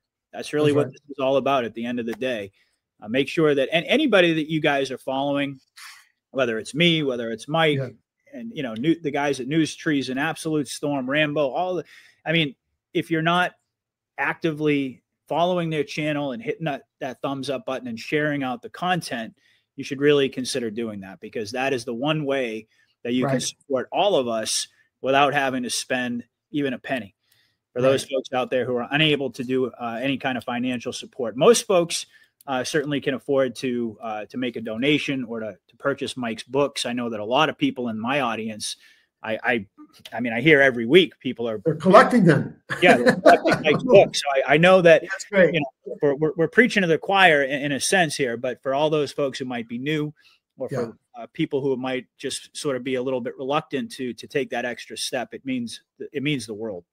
It does. I mean, even if you're watching every week, it's still important to be a follower, because the more followers you have, the way the algorithms work, and even people just stopping by saying, "Oh, here's a guy, 20,000. He must be pretty good. Let me, So that helps.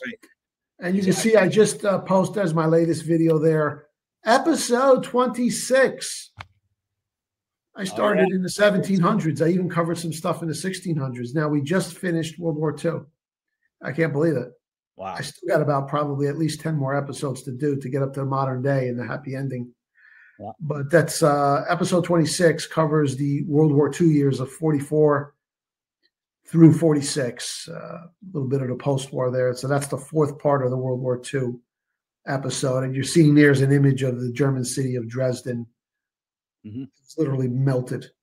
Horrific towards the end of the war. No strategic. All women, children, and elderly mainly in this city.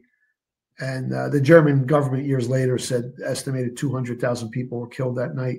But it might have been as many as 400 or 500,000 because there were all these refugees in the city. World War II was not the good war. Believe me on that. So that's it. That's my website, and that's my my Rumble channel. Yep. And fantastic. Yeah. So support them both. Yeah, please do support them both. Pick up Mike's books. I mean, I always say it. This is like the steal of the century right here.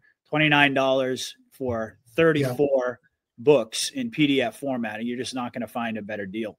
Mike makes it easy to support him. You can do it, again, on the Amazon page. All of these are linked in the description of the video.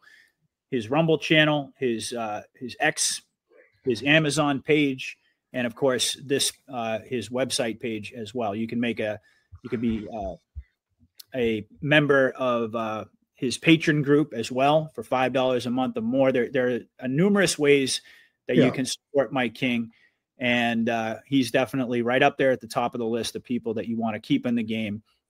Mike's been doing this now professionally for 14 years. He woke up in the very early 90s, and he's been doing tireless research to bring all of this information to all of us. So I think the least that we can do is support his work to the best of our ability financially, and also, again, just by making sure that you're following, and not just following, but actively trying to proliferate and spread this information.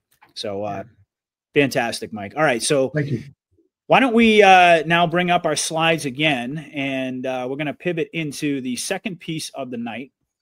And this one is entitled, again, Q Operation Has Killed Hollywood, published on October 26th. So Mike's going to provide, just like he did with the first one, not just, and this is basically what he just talked about, how he connects the dots between the history and where we're at today. So obviously, Trump has taken some major steps to kill Hollywood. We're going to talk about that, but he's also going to get into how Hollywood rose to influence despite a lot of roadblocks that folks might not know about. Lawsuits from Thomas Edison. We're going to talk a little bit about that, which ultimately drove these media moguls out west to avoid enforcement and basically start Hollywood. And he's going to trace the timeline of events to demonstrate how the Q team has systematically stripped Hollywood of its power and of its influence, beginning with Q's early attacks. I actually have some of the drops in my notes here going back to 2017, some of the early Q posts, and then, of course, culminating with Trump's recent tariffs, which made the majority of the films doomed to fail financially because most of them are shot overseas. So, Mike, take us through this article. This is every bit as important as this one. So strap in, folks. Well, here we go. Yet again, another once untouchable, unassailable institution in free fall. Yep. UN, NATO, EU, the climate change hoax, even the Fed is under withering attack, and Hollywood, they haven't missed anything. Yep. The Israel lobby, the Democratic Party. So, I know we're waiting for the grand finale. And, at some point you have to just let it go and just let it play out. The movie is still playing. We can't control the timetable. But there's never any cause for being disheartened when you see all this kind of stuff. Certainly not. This is cause to celebrate right here. Yeah. And it reinforces the concept that Q told us to enjoy the show. Right. And we all wish we could hit the fast forward button, but the reality is that we can't. We just have to accept it. But if we focus on all of these strategic moves, as Mike just said, of them toppling every single one of the nodes of power, all of their castles are being torn down in real time. That's cause for celebration in and of itself. So go ahead. It really is. It's just everything. As I said earlier, they're getting every last cancer cell. Mm-hmm. And a lot of this stuff has already happened. These are just elements of the Great Replay. But Hollywood, Hollywood, it ranks right up there with fake news media, which has been Q-ified as well, in terms of its ability to influence people. Whereas the fake news media gets in your head, the images on the big screen get in your heart. Yes. And they work in tandem to manipulate people. Mm-hmm. So here's a recent New York Times headline: Hollywood weeps as Warner Brothers hangs a sale sign. Warner Brothers will no longer be an independent studio after nearly 100 years. And second one, boy, how far we've come. Let's look at this. They join. Well, here's the caption from the Times: more than any movie company, Warner Brothers, the studio behind Casablanca, symbolizes the romance of old Hollywood. I mean, this is huge, and it follows Fox Studios same way. They're not going to be independent studios. Everybody's struggling, all of the studios. Yeah, right. I forgot about that. It was that was back in like 2020 or 2019 or something like that. Yeah. With 20th Century Fox. It was after like 80 something years. Yeah. Yeah. Now Warner Brothers was really the big dog though. Yeah. Yeah. Yep. All right. Should I go to the next one? Again, this is all stuff that's like inconceivable prior to the escalator ride. Yeah. That's for sure. Now, we recall when Trump was first elected, it was very strange how viciously the stars turned on Trump. I mean, they've always been leftist, of course. That's nothing new. They're always going to make their comments. But this was different. I mean, they didn't like Reagan either. They didn't like Nixon, but it was never like this. This here almost, they demonstrated how fearful they were. I mean, Robert De Niro, he's never overtly political before, and there he is. Fuck Trump, remember? Screaming like a lunatic. Yep. Madonna at the Women's March. I have dreamed of blowing up the White House. They still have De Niro still doing that stuff. He just called, he was just on one of the MSM shows, and he called Stephen Miller a Nazi. Yeah. While acknowledging that might be De Niro 2.0 now. Yeah, it could be. He's just making a fool of himself. Yeah. Johnny Depp, maybe it's time for another actor to assassinate a president. They didn't get away with this stuff. This is terrorism talk. I think they've both been dealt with. Mm-hmm. Madonna and Johnny Depp are definite Satanists. Whole story there. Leonardo DiCaprio leading the March for Climate in 2017. Then with all the late night comics, right? Jimmy Kimmel, Colbert, where are they now? Mm-hmm. Bye-bye. But night after night after night throughout 2017-18, they would just savage Donald Trump. It was the whole opening monologue. And now they're basically done. Like everything else, they've been muted. They've been removed. Hollywood's fallen apart. And this is right from the article. Hollywood mourned in 2019 when 20th Century Fox ended its 84-year run as a standalone studio. Jobs lost, proud legacy ended, but it was measured grief, the kind that quickly fades into acceptance. An atmosphere of bereavement. The New York Times reminds me of the Harry fellow on CNN sometimes, the way they really stick it in. I love it. An atmosphere of bereavement returned this week as Warner Brothers headed to auction. Only this time the sadness is much more profound. Warner's, as Hollywood refers to the 102-year-old studio. So 20th Century Fox, 84 years old. Warner's 102 years old. Talk about institutions. Gone. Yep. Was supposed to be strong enough to survive into the next media era, even as lesser legacy competitors perhaps faltered. Now it could suffer the same fate as Fox. How could this how could it have possibly come to this? Well, we know the answer. Yeah, we sure do. Yeah. Yeah.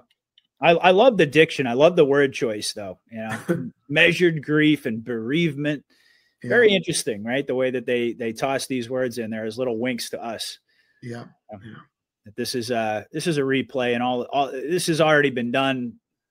These studios have been dead for a while. They're just rolling it out now. Yeah. Mm-hmm. There's another New York Times headline, a previous one. As Hollywood struggles, the region's economy feels the pain.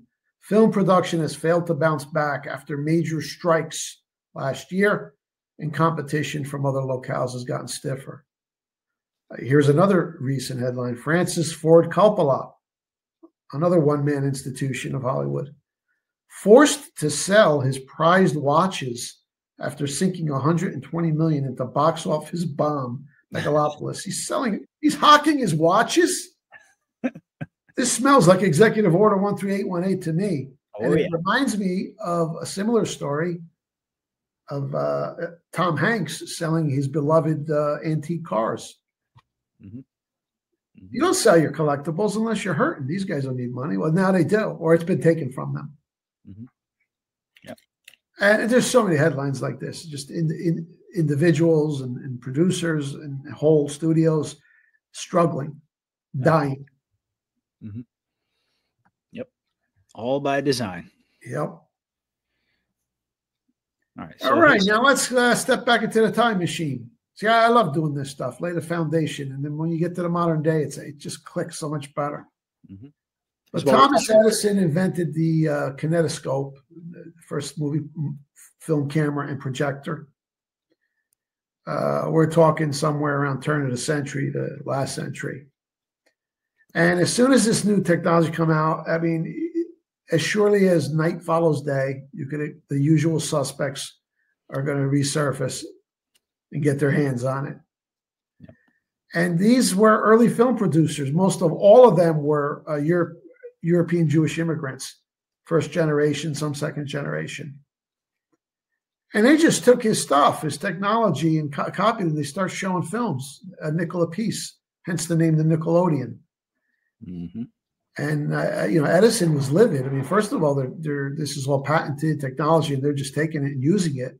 But in addition to that, some of the films they used to make tended to be a little bit more on the tawdry side, the violent side. A lot of these were ex-burlesque guys. Yep. Okay. You ever seen old burlesque? The women would show a lot of skin. I mean, might be tame by today's standards, but rather shocking in the tail end of the Victorian era. Oh, yeah. Yep. But Edison came after these guys, particularly Carl Laemmle, the ringleader. And you scroll down a little further, these were the founding fathers of Hollywood.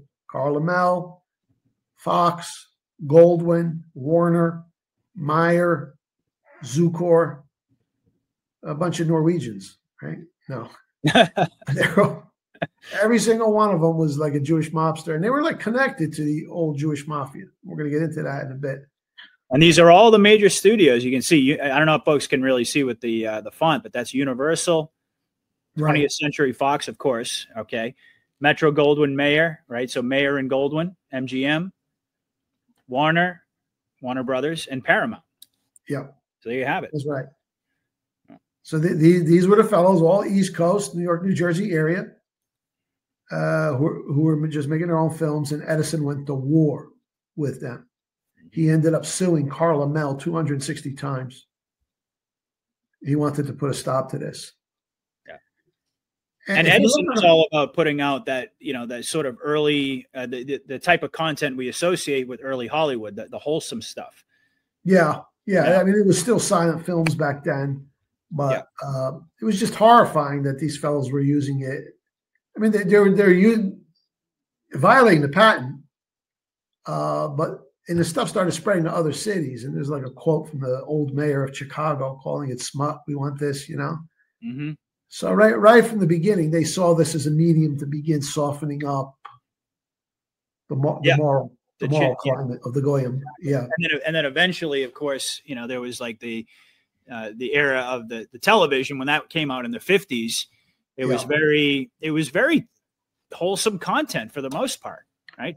Well, there was a pushback. That's why. And for a while, Hollywood was forced to clean up its act. But it was a constant war between, I mean, these guys set up Hollywood, but it wasn't like exclusively Jewish. You had a lot of, Gentiles, Christians in Hollywood. So they had this internal civil war going right from the get-go to keep shit clean. Okay? Right. These guys were always pushing the violence and the sexiness, always. Yeah, the propaganda, the vulgarity. We even saw, I remember it might have been last week or the week before where you showed some of the clips of Chaplin. Right. Chaplin put some racy stuff in there, and then he had one little column in one of his films that somebody had written on the wall, IWW, Industrial Workers of the World Communist Front Group. Yes. Yeah. You see that logo on the far right, Independent Moving Pictures. Mm-hmm. This would be the forerunner to Universal. That's Laemmle's motion picture company. Yeah. Okay. And the abbreviation is IMP. IMP is a small devil. Oh, and if you look at the logo, it's a small devil. Oh my goodness. Yeah, it is. Look at that. Yeah. So the horns and everything. The horns and everything. Wow. He named the company IMP. And he was like 5'1".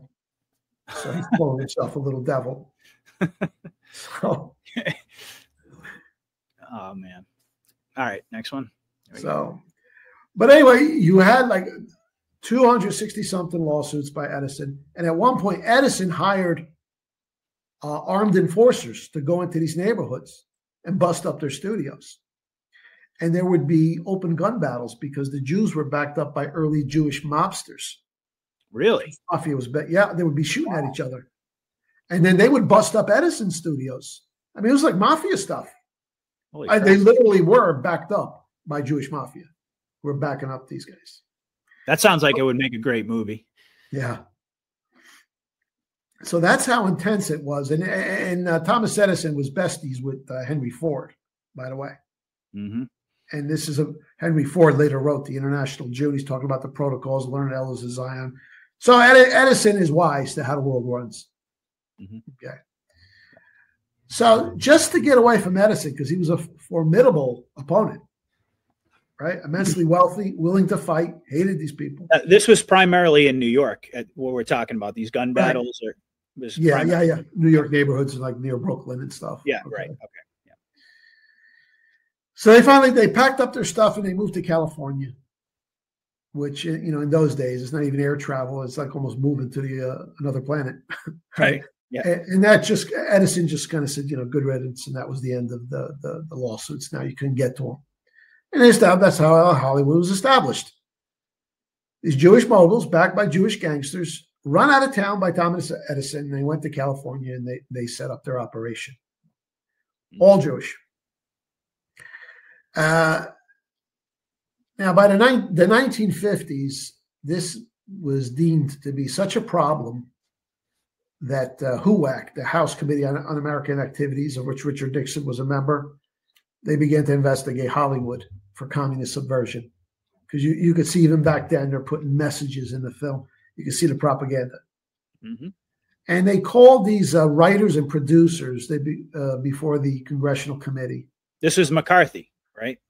No, this is HUAC. McCarthy was the Senate. Oh, okay. All right. That's a common misconception that McCarthy went after Hollywood. No, he was limited to government. It was the House Committee that went after Hollywood.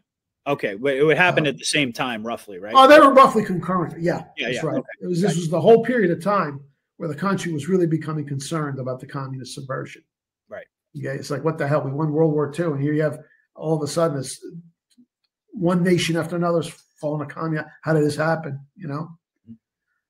So these characters were called before the Congressional Committee, and they all acted like assholes, smart Alex, giving bullshit answers, nonsensical answers. So they were held in contempt of Congress.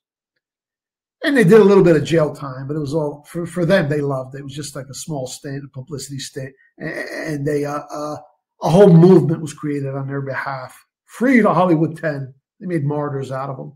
Okay? But that's what was going on in Hollywood. And you look at some of the content. You look at a film like To Kill a Mockingbird, anti-white propaganda, right? Inherit the Wind, evolution hoax propaganda. The Grapes of Wrath, which is about the Depression, which, as we covered, was engineered by the Federal Reserve. Mm-hmm. But you wouldn't learn that from watching The Grapes of Wrath. You would just think it's the evil capitalists. Yep. Henry Fonda, Jane's dad, starred in that. And there's so many. When I'm was younger, watching these reruns on TV, you don't really sense that. It actually starts to penetrate your mind. But now, with this sense of judgment we've developed by following this over the years, you go back and watch those old movies. Yeah, I can't watch any movies now, Mike. Honestly, you can't miss it. Yep. Yeah, I mean, once you see it, you can't unsee it. Yep. Waking up completely destroyed any entertainment that I could get out of going to the movies or even listening to most music. I mean, it was like, who knew that was going to happen when I woke up? But it's true. I mean, once you see it, that's all you can see. And even those films which are not overtly political or politically themed, they might otherwise be a good film, they got to throw that one or two little poison pill in there somewhere, Yep. Like I'm thinking of Field of Dreams, for example, which I thought was an otherwise good film. Oh, yeah. You have that female character who shows up at a school board meeting, and then, you can't have censorship. Yeah, I don't remember the movie that well. Yeah, but there's like little bits of leftist propaganda, even in Field of Dreams. Yeah. But that's what they did. But this was very concerning to the House Committee on American Activities. And they were already starting to shape and change the country, a profoundly conservative Christian country. They're beginning to reshape it into their own image. And then every year with each passing decade, the movies became sexier and sexier. And then, I mean, it's just sex all over the place, you know, and then the gratuitous vibe. But this is by design. Corrupt people. Yep.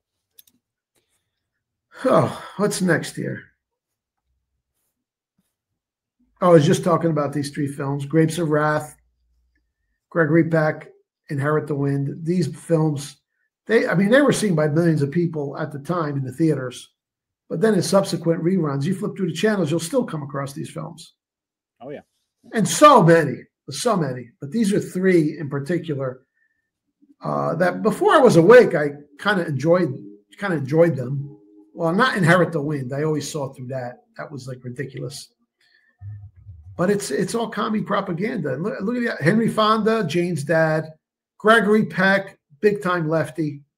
Spencer Tracy, suspected communist. So that was the end thing. You know, you wanted I don't know how passionately these people believed in Marxist ideology. I suspect it's just more for career enhancement, even back then. Yeah. So this Hollywood problem is really from its inception. Mm-hmm. Yep. And I love how you put it, like the Hollywood targets the emotions, the heart, like where the mainstream media focuses on the mind, but Hollywood gets inside of you. That's really true. Yeah. Because again, we've talked about this before, but it's the suspension of disbelief. Like, oh, I'm just watching a movie, and like all your defenses go down, and you don't even really, you're not even aware. If you're not awake, right, not aware of these messages penetrate. You know, that's how the whole thing works. Is they get you wrapped up in the fiction, and it plants these ideas in the subconscious. That's right. Because the subconscious mind does not distinguish fantasy from reality. That's right. If you doubt that, go to a sad movie. You see people crying at the end, even though they know the movies. You understand? So that's, in a way, it might even be more destructive than fake news. All of these messages that they've put out over the years in a film. And then they do it in an assumptive manner. Like they'll present something without even lecturing about it. They just present it as part of the background, and you just accept that as normal. You know? Yeah. It's almost like they put you under a spell. It truly is. Yeah. Yeah. Yeah. And I know recently we also talked about, you did a whole piece on the poison pills inside The Sound of Music too. Oh yeah. That's right. I ruined the film for a lot of people. All right, now this part's fascinating. The key timeline of events. So we fast forward a little bit. I put this little chronological sequence together so as to leave no doubt once again of the reality and efficacy of the Q operation. All right, let's start November 2017. That's when Q began posting. Well, October 28th to be precise. Early Q posts begin a barrage of exposure attacks aimed at Hollywood, linking the institution to the CIA. CIA, Mossad is all over Hollywood. Mm-hmm. But the attacks begin early on, and that's just another one of those institutions and individuals that Q went after. Like I always say, it's funny. Anyone Q points the finger at, they end up poorly. Give it time. Yep. All right? Mm-hmm. May 2018, the once untouchable Hollywood mogul Harvey Weinstein is finally arrested and exposed as the monster that he is. And out of that grows the Me Too movement, which I also am convinced was part of Q operation.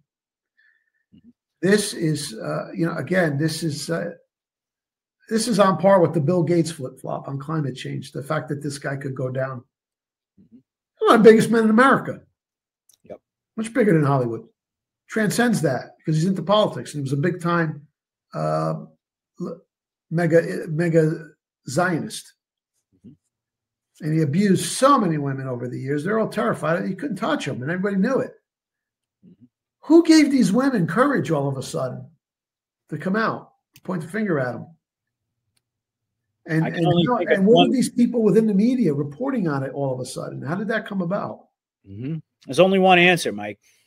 Has to be logical deduction here. Somebody approached these women and said, look, honey, you're not alone in this. We have it all, right? We got 20 other chicks who are going to back you up, and we got people in the media. Let's take this son of a bitch down. I'm sure these ladies were chomping at the bit. And these weren't false accusers either. This guy was a pig and a rapist. He's gone. And Q gloated about it. Remember that post where it's got a picture? The three of them are together at some masquerade party. Yeah, that's right. Weinstein, Ghislaine, and Epstein all X'd out on their faces. Q posted that. Yep. So Q essentially not only told us they took care of Weinstein, but at the time that he went down, there's old articles on this. There were some people in Hollywood openly speculating that some way, somehow, Trump had a hand in this because he hated Weinstein. Well, okay. Yeah. They were right. They didn't understand the Q operation. And so, no, there's no doubt about it. This was the opening salvo. Mm-hmm. Following up on the Q posts. This was the first big action against Hollywood. And then it grew into the Me Too movement. Very, very destructive to Hollywood's image. Yep. Damaging. There it is. Yep. You found it. Yep. Yep. Q will tell you when they take somebody down. Mm-hmm. They will tell you mm-hmm. while he was posting. Yeah. Yep. All right. Just a point of reference there. Okay. Yeah. So let me pull up our slides again.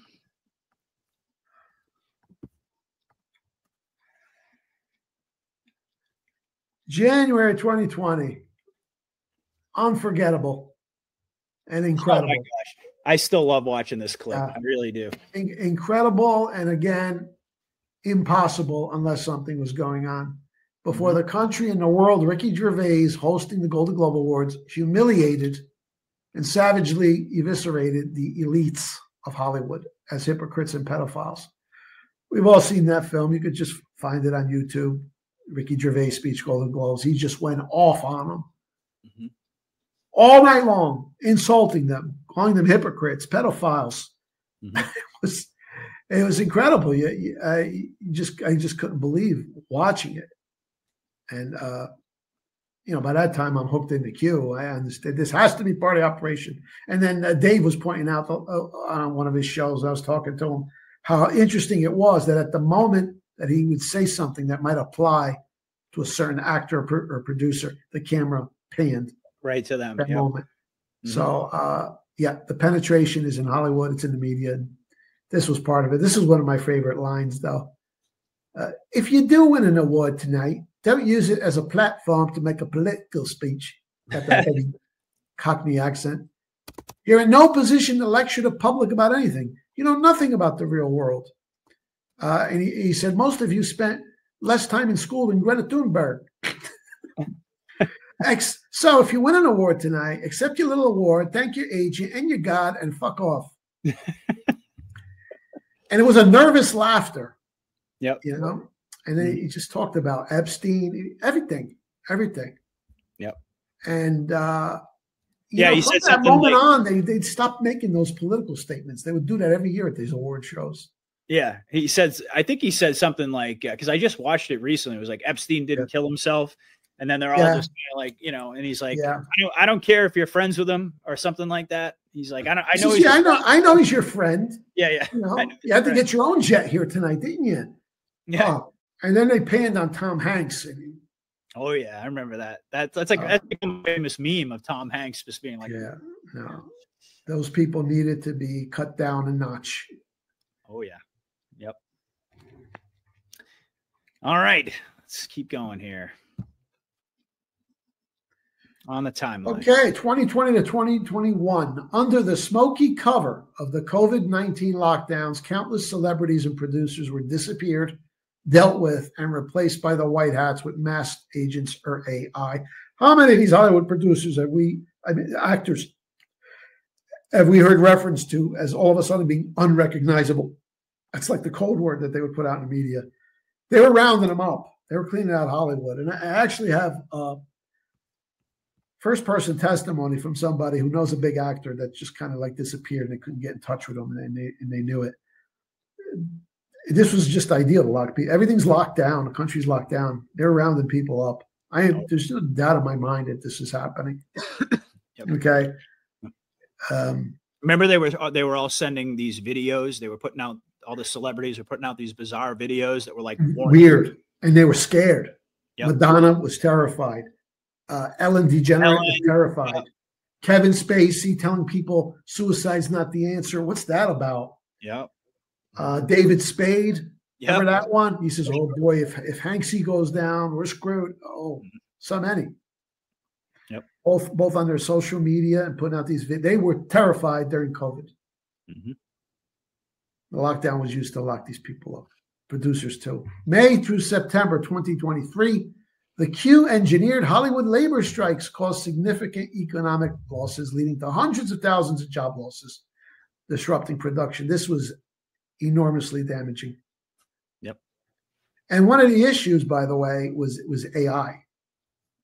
Like, well, AI is going to take jobs away. It's so realistic now. You can mimic a person, mimic their mannerisms, their speech patterns, their voice. All right. You can bring back Clark Gable and John Wayne. Nobody be none the wiser. Not kidding.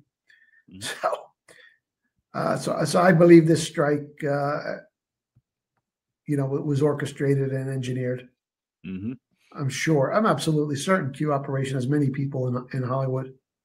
Well, by there's good people. There's good people all over, even the most corrupted industries. Yep. You just give them their moment to rise up and organize them. So I'm sure that plenty of help on the inside.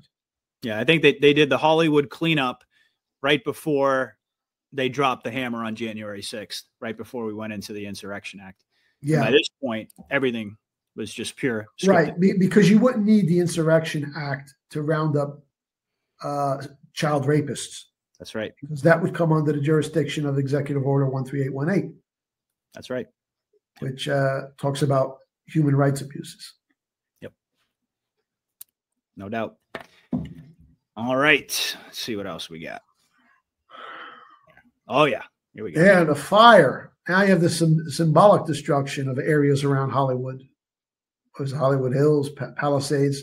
A lot of these were the weirdest fires, and even Trump said something that is strange how the fire just kind of the pattern that it took. I mean, I understand there's some innocent people were affected by this. I just don't know what to make of this fire. It just seemed weird. It seemed like part of the operation to burn a lot of these people out, maybe get at some of the tunnels. I don't know, but it was very strange, and the poetic timing of it. I mean, here you have Hollywood, metaphorically, was already in flames, and now you have this. Yeah. Mm-hmm. Yeah, I remember talking about that event. That's for sure. Yeah. You and I both. Yeah. But yeah, I would agree with you. I mean, in retrospect, looking at the timing of it all and the suspicious nature of it, but there really weren't a lot of people who died, if I recall. No, there was ample opportunity to evacuate. I mean, plenty of destruction. Everybody's insured. I mean, yeah, I've never been totally comfortable with the thought of collateral damage in that respect, to be honest with you, but it just seems weird. That's what I'm saying. Yeah. It fits everything else. Yeah. And it also cast Gavin Newsom. He put him into the spotlight where he still is now. Yeah. Water issues and everything else. So, yeah. All right.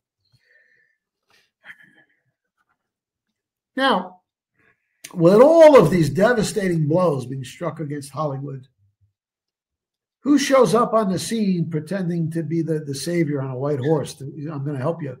You guys it's a bad knocks. I'm going to help your industry. Well, September 2025, the master troll artist, Donald Trump, strikes a death blow against the industry while pretending to protect it with massive tariffs.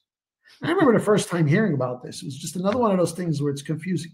Why is he going to help Hollywood? Let's just wait and see. There's got to be a gimmick here.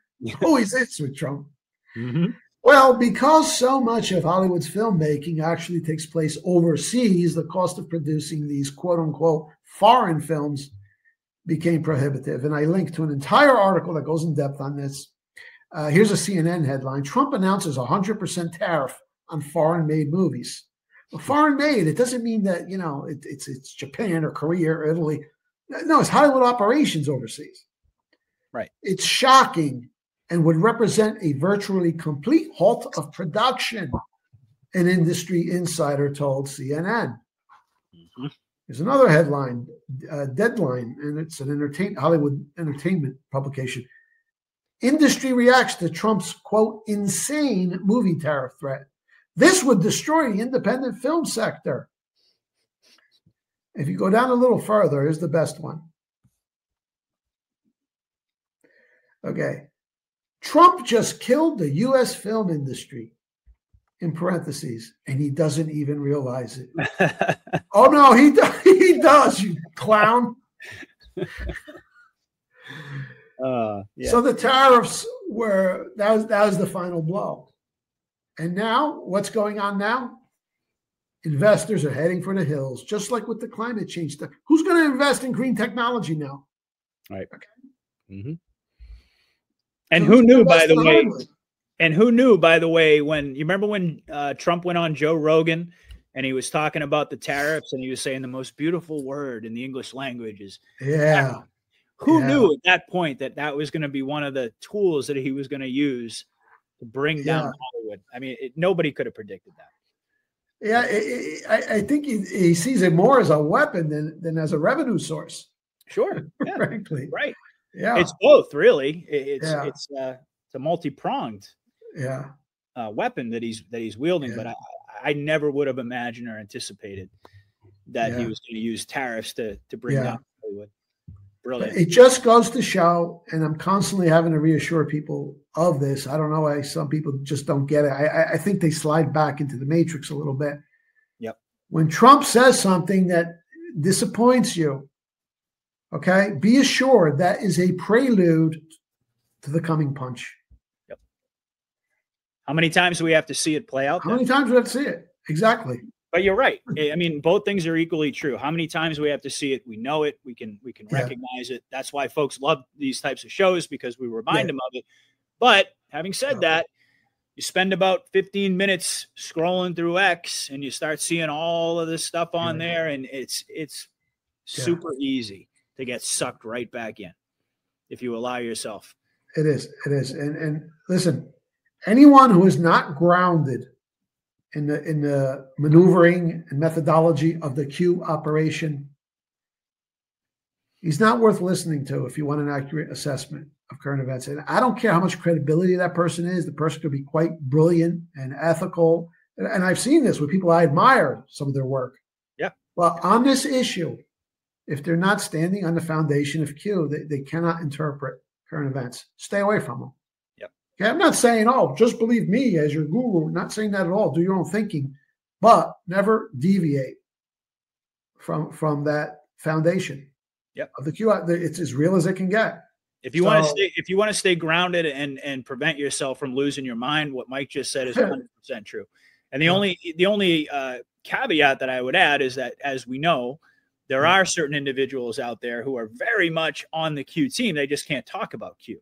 And those are some of the individuals we recognize, that people like Tucker Carlson, people like Candace Owens. Exactly. And there's people who do. There's even people who do talk about Q, yet at the same time will go along with some of the events. So it's all strategic. Everybody's got their role in this orchestra. Yep. Okay. But anybody who's trying to sell you the line or the narrative that this is still like, they make a move, we make a move. Like there's a still ongoing tit for tat between the. I mean, no, I think we've debunked that so thoroughly at this point that. I mean, anybody who listens to this show. This audience isn't the problem. No, for sure. There might be like 1 or 2% of it, but it's. I'm just telling you, if they're not grounded in Q, forget their analysis. Period. Yep. On these issues. So let us review now. Elements of the New World Order pantheon are all under blistering attack and declining in influence. These are all the pillars. I mean, think of the pantheon in Greece with all those columns supporting the structure. Yeah. How many of them there are?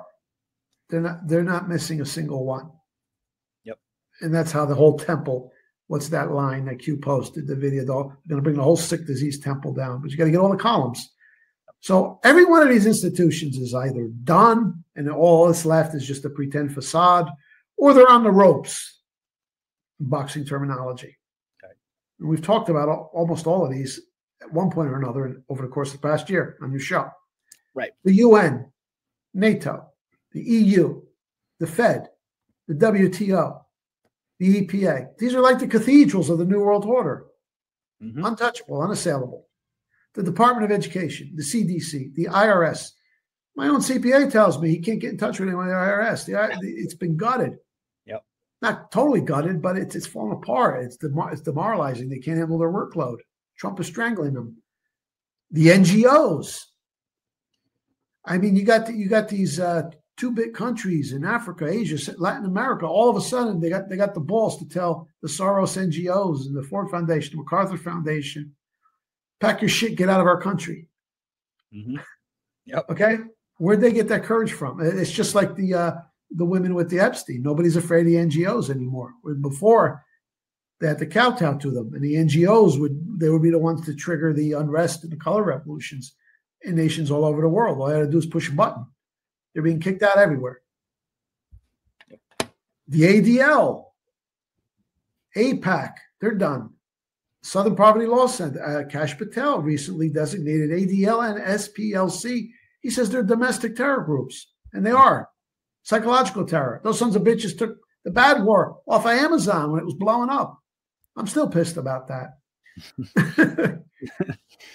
Hollywood, we just spoke about. Oh, academia, pulling all the money out of colleges under the pretext of, oh, you guys are anti-Semitic.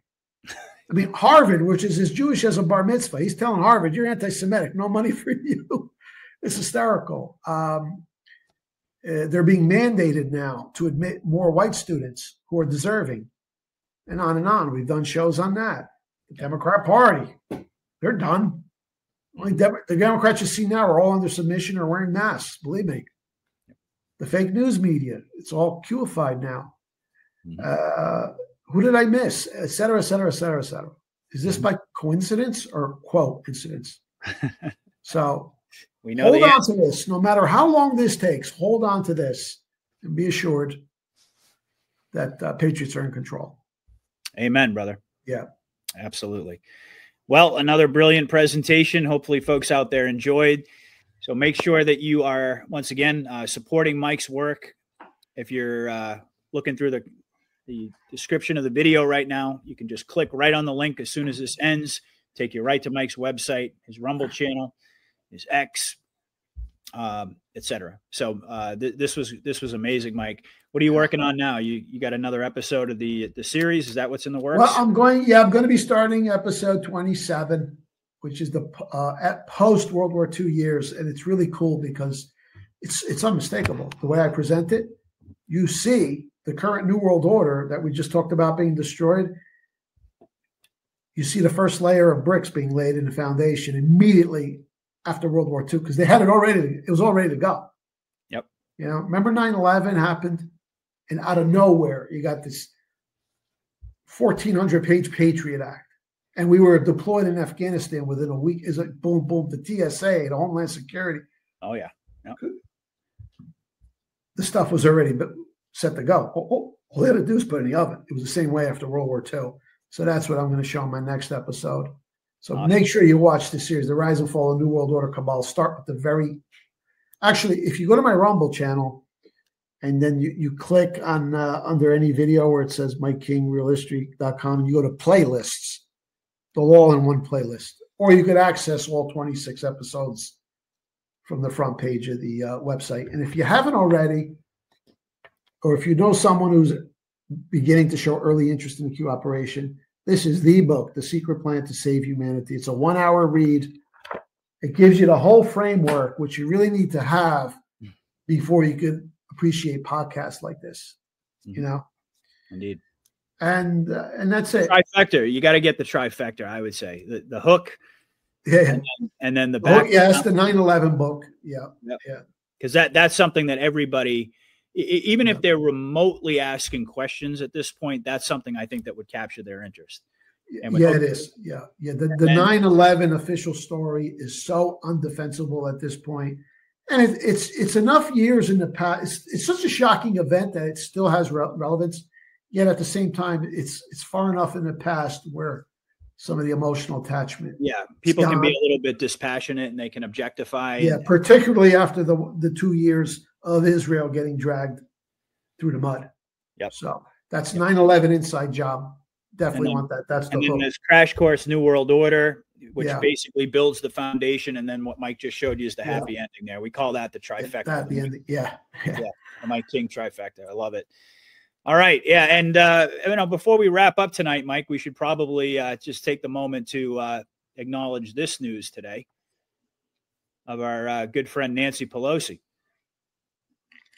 not seeking re-election. I'm sure you heard about this, right? Oh, boy. Yeah. She doesn't know she's alive. Yeah. 85, going to be 85 years old, will not be seeking re-election in 2020. Well, let's hope they don't kill this character off through old age. She's dead already. She's wearing a mask. I'm convinced she's one of them. Yeah. No, I agree. But DC Lidstone, who actually, he's a good guy. He's going to be, I'm going to be on his show, I think, a little bit later in the month, but he connected this, of course, to the famous Q Drop 24. And that actually ties into what you were just saying there, Mike. Like, any person making statements they'll not be seeking re-election was put in submission. But then it goes on to say, for the betterment of the country, not all will be prosecuted. Yeah. And all we'll do is told. So it kind of raises that question, what's going to happen with Nancy? Are we going to see her publicly brought down, or is she just going to die off in a few years? I don't know. But certainly a noteworthy development in this scripted movie. So. Yeah. We'll see what happens tomorrow. I have a feeling, this New York, well, this guy's another AOC. But I think they're going to put him in there just to show, again, just how insane Democrats are. I agree.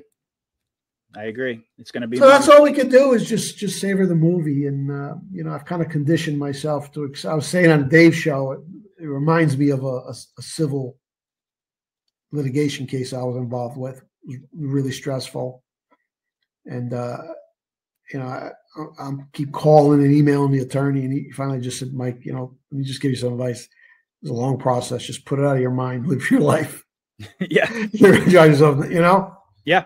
Yeah. So, we want the arrest. I mean, this global warming stuff is great. All the stuff we talk about is great. Let's savor it. Mm-hmm. When it happens, it happens. The movie has to end. Remember, that's one of my mantras. Has to end. So. But it's like you said, all of the pillars are being torn down. That's one thing that's undeniable. Undeniable. And after watching this episode, you have to agree, all of these pillars are being torn down. It's obviously not by coincidence that this is happening, and this logically would precede the climax of the movie, however it plays out, whenever it plays out. But I wholeheartedly agree with you, Mike. This movie. And you could say the same thing about wars, regardless of what context you want to look at it. A scripted movie has to end at a certain point, and all wars eventually come to an end too. Everything ends. Yeah. And we're seeing undeniable progress, and that's ultimately what we have to cling to. And each and every week we get more data, we get more of the movie revealed to us that we can then process the way that we do. We can reverse engineer it. We can explain to folks why this is. It's just proof positive evidence that what I like to call the trajectory of the operation is still on course. And as long as that remains, we're going to get there. So, take heart in that, folks. Hopefully you enjoyed. Once again, make sure you hit that thumbs up button, leave a comment, let us know what you thought of tonight's episode, and do everything that you can to support us in any way that you can. And we're going to be back, of course, next Monday. We'll have a whole host of new topics to get into with all of you folks. And for my part, I'm going to be hosting my good friend, Lieutenant Colonel Bosi, back on the show on Thursday. So I will see you folks soon. Hopefully everybody enjoyed once again. Have a wonderful evening. God bless. Godspeed, everybody. Patriot out. All right. Thank you, everyone. Good night.